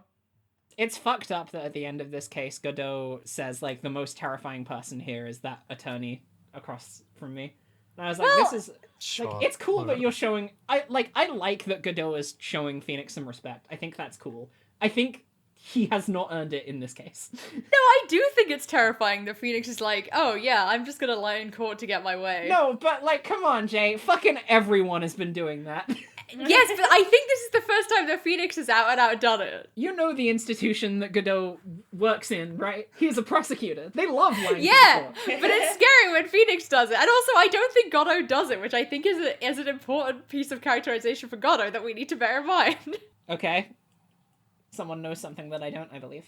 Well, no, I'm just saying that what we have been presented so far is the story of Edgeworth, who was, like, very, very unethical and then, like, came around, and the story of Franziska, who was very, very unethical and did not come around, and then Godot, who so far seems to be pretty chill. Aside from just yelling at everyone, he's pretty, it seems to be quite honest. Unclear if he does any investigation at all, to be honest. Well, he doesn't need to, he just does It all what comes up he on just his trusts cyber what the police do. monitor. And also he goes and sees if the coffee's any good. Yeah, that's important. I think this moment is hard to think about because it comes at the end of such a bad case. But there is some really interesting things going on here, which is like, one, earlier on in this case, Phoenix is like, a lawyer's job is to find the truth, and then he does that by straight up lying in court. Awesome. 2, the justice system doesn't work, we know this. 3, Phoenix is a piece of shit, but it's good, question mark, and, you know, means and ends justifying means, etc. Like, there's a lot to think about here. Yeah. And the case doesn't draw attention to any of it, which is interesting, mostly because it's bad. Phoenix right, trials and tribulations. Sometimes you gotta do what you gotta do. That's the statement of the case. Perhaps. I want to round things off by talking a little bit more about Furio and Violetta, because I do still think they interest me a lot.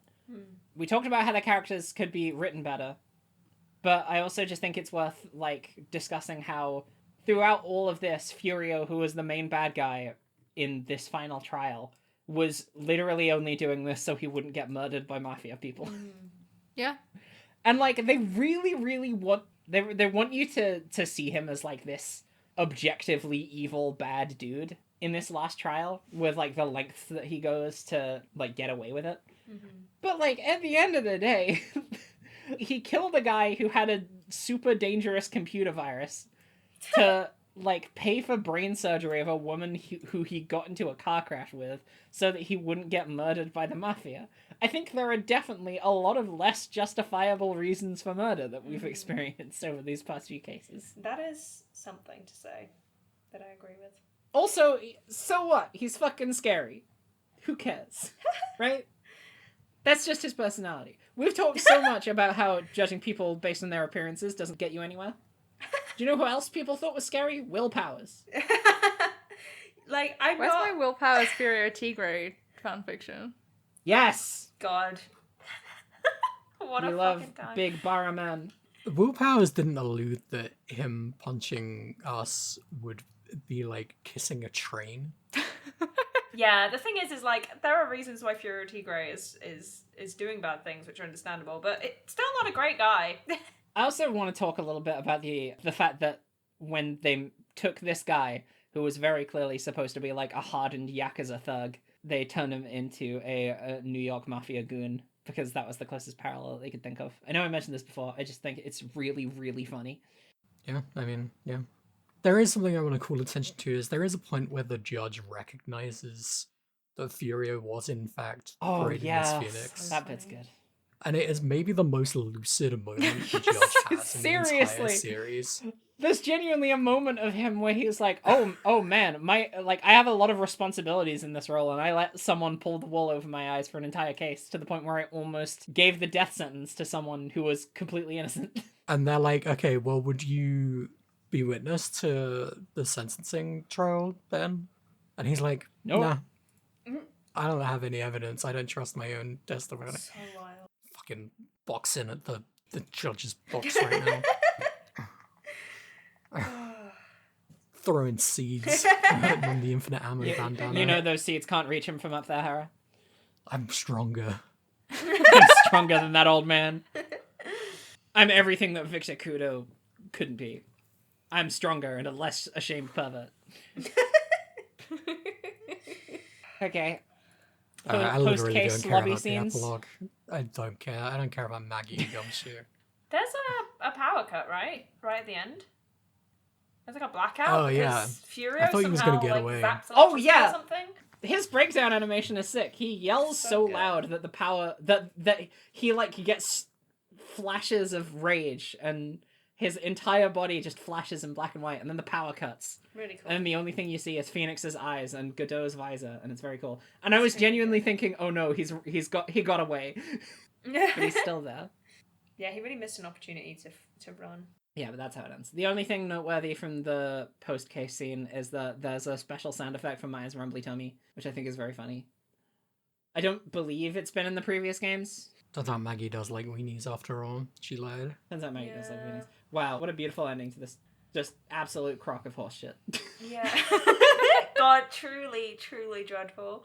Thoroughly unconvincing. I do really like that Gumshoe comes in and was just like, man, I'm sorry I couldn't do anything. I like really fucked up. And then Maggie like tries to apologize for being mean to him, and he's just like, well, sorry, I really fucked up. I gotta go. He just runs away. God, there was just so much unnecessary drama with that whole thing, with like Maggie being upset and just a load of bollocks where I was It like, I just sucks. can't. I don't want her to come back.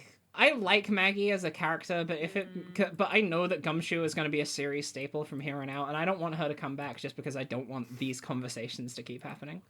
It does just seem like a surprising pick to bring back the first case defendant from the second game. Yeah, it didn't need to be her.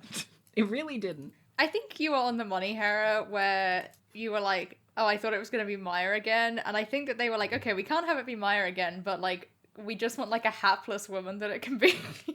God. We've got one of those. There would have been a lot of worse options, though, is the thing. Name one. Francesca. Yeah, that would have been bad. I think part of what fell flat on this case for me is like, in terms of like the meta structure of these games, you have the introduction case, and then you have 3 cases where you interact with this prosecutor, right? And I really liked case 1-3 because what you get from Edgeworth is that he completely unravels from this like iron wall that you come up against in the second case, because he just doesn't have control over the situation anymore. And then case 2-3 subverts that because Franziska just doesn't give up. And then that comes to a head in the epilogue. And I really like Godot, I want to be clear. I don't He's feel not. like we're It doesn't feel like getting he's going anywhere. anything towards the mystery of Godot in this case. This entire case feels like it does nothing to serve the grander narrative that this game is trying to construct.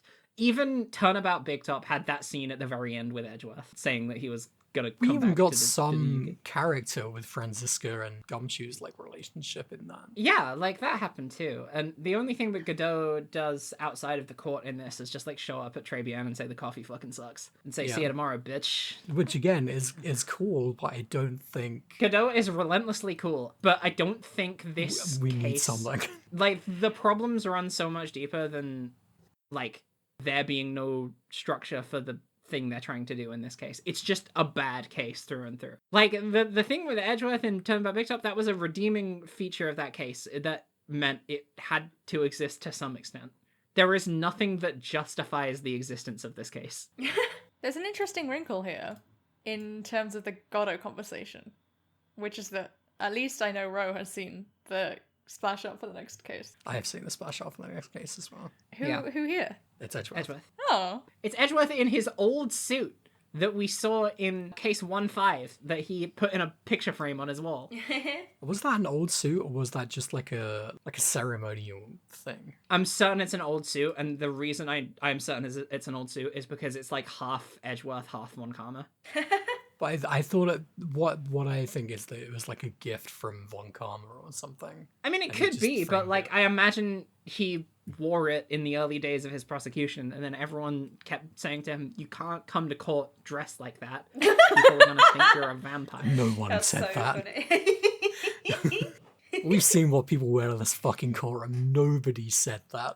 Yeah, if anything, Phoenix is the freak just wearing a normal suit. Everyone's like, Phoenix, you've gotta get some style. You've got to get some, like, What's your attaché. thing? Yeah. It can't your just be the stupid hair. That's not enough. Yeah, it's not enough. You need, like, go faster stripes. Have you considered a cape, my friend? Yeah. What about like a tiger motif? No, or a phoenix motif, you know? Come on. Alright, are we rating this thing? Oh, God. Oh shit. Yeah, Well, let's mine's go. easy. It's a red. Yeah, it's so easy, but I can't remember what it's called. I locked in my racing from the very beginning. I knew exactly what I was going to rate this one. Which is what? I ended up racing this one at 6 p.m. You made it sound like 6 p.m. was like a middle of the road thing. No, so here it is. 6 p.m., that's dinner time. Agreed? Yeah. 6 p.m. dinner time. Right. 6 p.m. is dinner time. There are shows that air at 6 p.m. that I only ever catch the second half of, because during the first half of the show I was eating dinner. And then I'm left to cobble the pieces together. And then a lot of the time, it's an episode of Star Trek that it turns out wasn't very good. And this case really feels like a case that was half-baked. It felt like watching a long-form TV series cut up into little individual segments that were then, like, re-glued together out of their worst constituent parts. This feels like the kind of thing that I would experience when I switch on the TV just after 6, after I've eaten my dinner. This is a 6 p.m. This is maybe the only case in the trilogy that, like, you fully can skip. But if you're gonna play it, I think you have to play it after your brain has, like, evolved to the point where you can, like, separate yourself from, like, homophobia in a way. Which is, you know, your mileage may vary. This is not, like, this depends on your personal proclivity, but I think that, like, just leave it as long as possible. Yeah. I like to Don't think that worry everyone on about this it. call has transcended homophobia. I think so. Truly. Yeah. I genuinely think this case is why I haven't played this game for 13 years. Just generally a complete car crash of a case. It was deadly. I do feel hurt by this case. Yeah. I think whatever psychological backflips I'm usually doing to kind of deal with Ace Attorney and know that I love this game whilst having problems with it, I cannot keep doing them with this case. It's horrible. I am hurt by this. It is deadly. It is not a good time. And I do agree that you could just skip it. You will gain nothing from this. There's no redeeming features. Yes? Can I introduce a new, like, tier on your DMC racing scale? Yeah, please. Can it just be a game over? Oh, fuck yeah. What This about is just game like over. a dropped combo? Yeah, You dropped fucked combo it. is really good. You absolutely fucking beefed it, Dante. I'm sorry. Oh, God. I want to play it again so bad. Anyway. I want you to play Devil May Cry 5. We can't talk about this. Hera, over to you. Oh, Hair already. it's a red. already did I this. don't need to get into it. Oh, I said at the beginning that this is the worst case that I've played so far. I know there's a lot of strong feelings about Big Top Turnabout, but I did genuinely enjoy the mystery at the heart I of had that fun one. with Turnabout Big Up. Yeah, like, it was really stupid, and a lot of the writing choices were dumb and bad, but, like, it was entertaining. yeah. But and, solving like, this the mystery narrative on was like consistent. minute 5 or whatever, I was like, okay, I'm in for it now. And I was right. Yeah, like, you solved it in the 5 minute in the first 5 minutes, and then the rest of it was like watching an episode of TV you've already seen before. It really was, because like I said, it does in a lot of ways feel like a game 1 case. Like you're getting in trouble with someone who has power, even though he's not like the top rung of the ladder, which is kind of how it was in the first game. It felt like a lot of, Well, I don't of know. retreading. Blanco things to Nino me. was at the top rung of a ladder, Yeah, that's what I'm saying. and he was in the first game. Yeah, that's the point.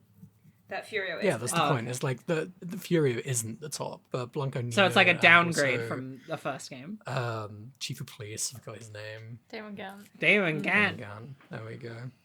And also you the know- lady from Steel Samurai. G. Vasquez. Yeah, Dee Vasquez. And Thank you. also- I'm so glad that people can remember names. Von Karma. Von Karma. Yeah, And also... they're very, Von very Karma. powerful people, and like, you know, Furio's kind of powerful, I guess. Yeah, like physically. Yeah. He's a big, strong man. I like Furio. He's one of He's my- cool. the characters I like more in this case. Yeah. However, like it's undeniably bad. Yurio is woefully not one of the most prominent characters in the case. That honor belongs to Jean Armstrong, who is... God. I also think his roar We- is too we long. discussed While it. I'm being petty, it just Okay, now you're lasts just too nitpicking. long. Like, yeah, the roar is fun, but it lasts so long. I want you to think back to previous characters that had like an audio-based sound trait in other cases and how bad it was with them. And yes, I am talking about Michael Meekins. But that was short. It was evil. It hurt my ears. Bad. Yeah. I'm not complaining about the noise that he makes. I'm just saying it was really long. It goes through like 8 or 9 text boxes, maybe more. I wasn't counting. I've got a big pair of lungs on him. Anyway, whatever. I didn't like it. I'm not afraid to say it. How I am. Ace Attorney Recipe for a turnabout. We don't like it. That's the official podcast statement. Just don't. Yeah. But it's all we're all open road from here, right? Every other Ace Attorney case is good Until the end of time. until the end of time. All of the Apollo Justice's cases, all of the investigations cases, every single one of them, 10s. Do you know, like, I've said this on this podcast before, there's a lot of different kinds of bad. Like, when you'll be like, is this the worst character that we're ever going to interact with? Jay, can't we just, At end on a positive note? Most of the time when you say that, I was thinking about Jean Armstrong, so at least we're past that. Okay, yeah. Cool. Yeah, because that's the thing. It's like Jean Armstrong. He's not a bad guy. He's just. There's he's nothing just like wrong with him. It's all the writing around how other people treat him. He is the eye of a storm of the most vitriolic and obtuse homophobia and transphobia that they've written into this game so far. But it's done. Well, we beat it. There's a new case. It's called Turnabout Beginnings. This one. Okay, wait. I need a temperature check. Hera, what are your hopes for this case? What do you mean? Like, what do you want out of it? What do I want out of this case? I want some elaboration on Godot. I don't know. I have an inkling of what goes down in one of the remaining cases of these games based on osmosis, so I can't say too much. I don't know. I'm thinking about the title Turnabout Beginnings. Maybe we have another flashback here. I'm almost certain we haven't. It would be really fucking funny to in the penultimate case of the trilogy. I don't know how funny I'll find it when I'm 3 hours deep in it. Here's what I'm thinking. I'm thinking that the one good thing I can take away from this case is that because it doesn't have any relevance to the overarching story of this game, it's that they have to make these last two cases have more of that story in it. And I think this one has to have a flashback as a major piece of it because of Edgeworth wearing that coat. And I know from case 1-5 that a lot of referential points were specifically made in relation to cases that had that were either references to things that will happen in the future or things that have chronologically already happened in the past. And to me, Edgeworth having that coat on his office in case 1-5 means that him having it in that splash art for the next case means that it's gonna mostly revolve around Edgeworth's first foray into the world of prosecution, which does sound like a really good setup for a narrative. It also makes me think that him and Godot have something going on. Because, there's also been this consistent through line that Godot hates Phoenix for some personal reason. And, since we don't know... Yeah? What if it was really... petty and stupid? Yeah, what if Godot was, the person who was the defendant in the, class trial? If it links back to that would be really funny. But, my thinking is that Godot and Edgeworth have a rapport with one another, and then Phoenix's, something about Phoenix and Edgeworth's relationship, Edgeworth running away to Europe, that is why Godot has a vendetta against Phoenix because of what he ended up bringing Edgeworth to. Because I'm if Phoenix still to this point has absolutely no idea who Godot is, doesn't recognize him at all, and we as the players of the game can't link him back to any characters that we're aware of because A, he doesn't look like any of them, and B, he has character traits that don't represent any of them, then the only reason Godot would know about Phoenix is vicariously through other characters, and because Edgeworth is at the forefront of this next case, and they are both prosecutors, that makes the most sense to me. It has to be that, right? I don't know, Phoenix is kind of fucking stupid. It's just some guy that he met one time that he forgot about. I feel like we also have loose threads to do with the Curane stuff. Yeah, absolutely. That we need to maybe get to. Yeah, there is also the disappearance of Mia and Maya's mama. Mama of Maya and Mia. I think that's tied into that. And that could also link back to Godot to an extent, but it wouldn't link back to his feelings about Phoenix. I feel like we're going to be spinning a lot of plates. Well, we've got two cases to do writer's room. Anyway, it's time to bring back Edgeworth. I'm excited. This case isn't very long. We can play it in one go. Wow, really? Uh-oh. Beautiful.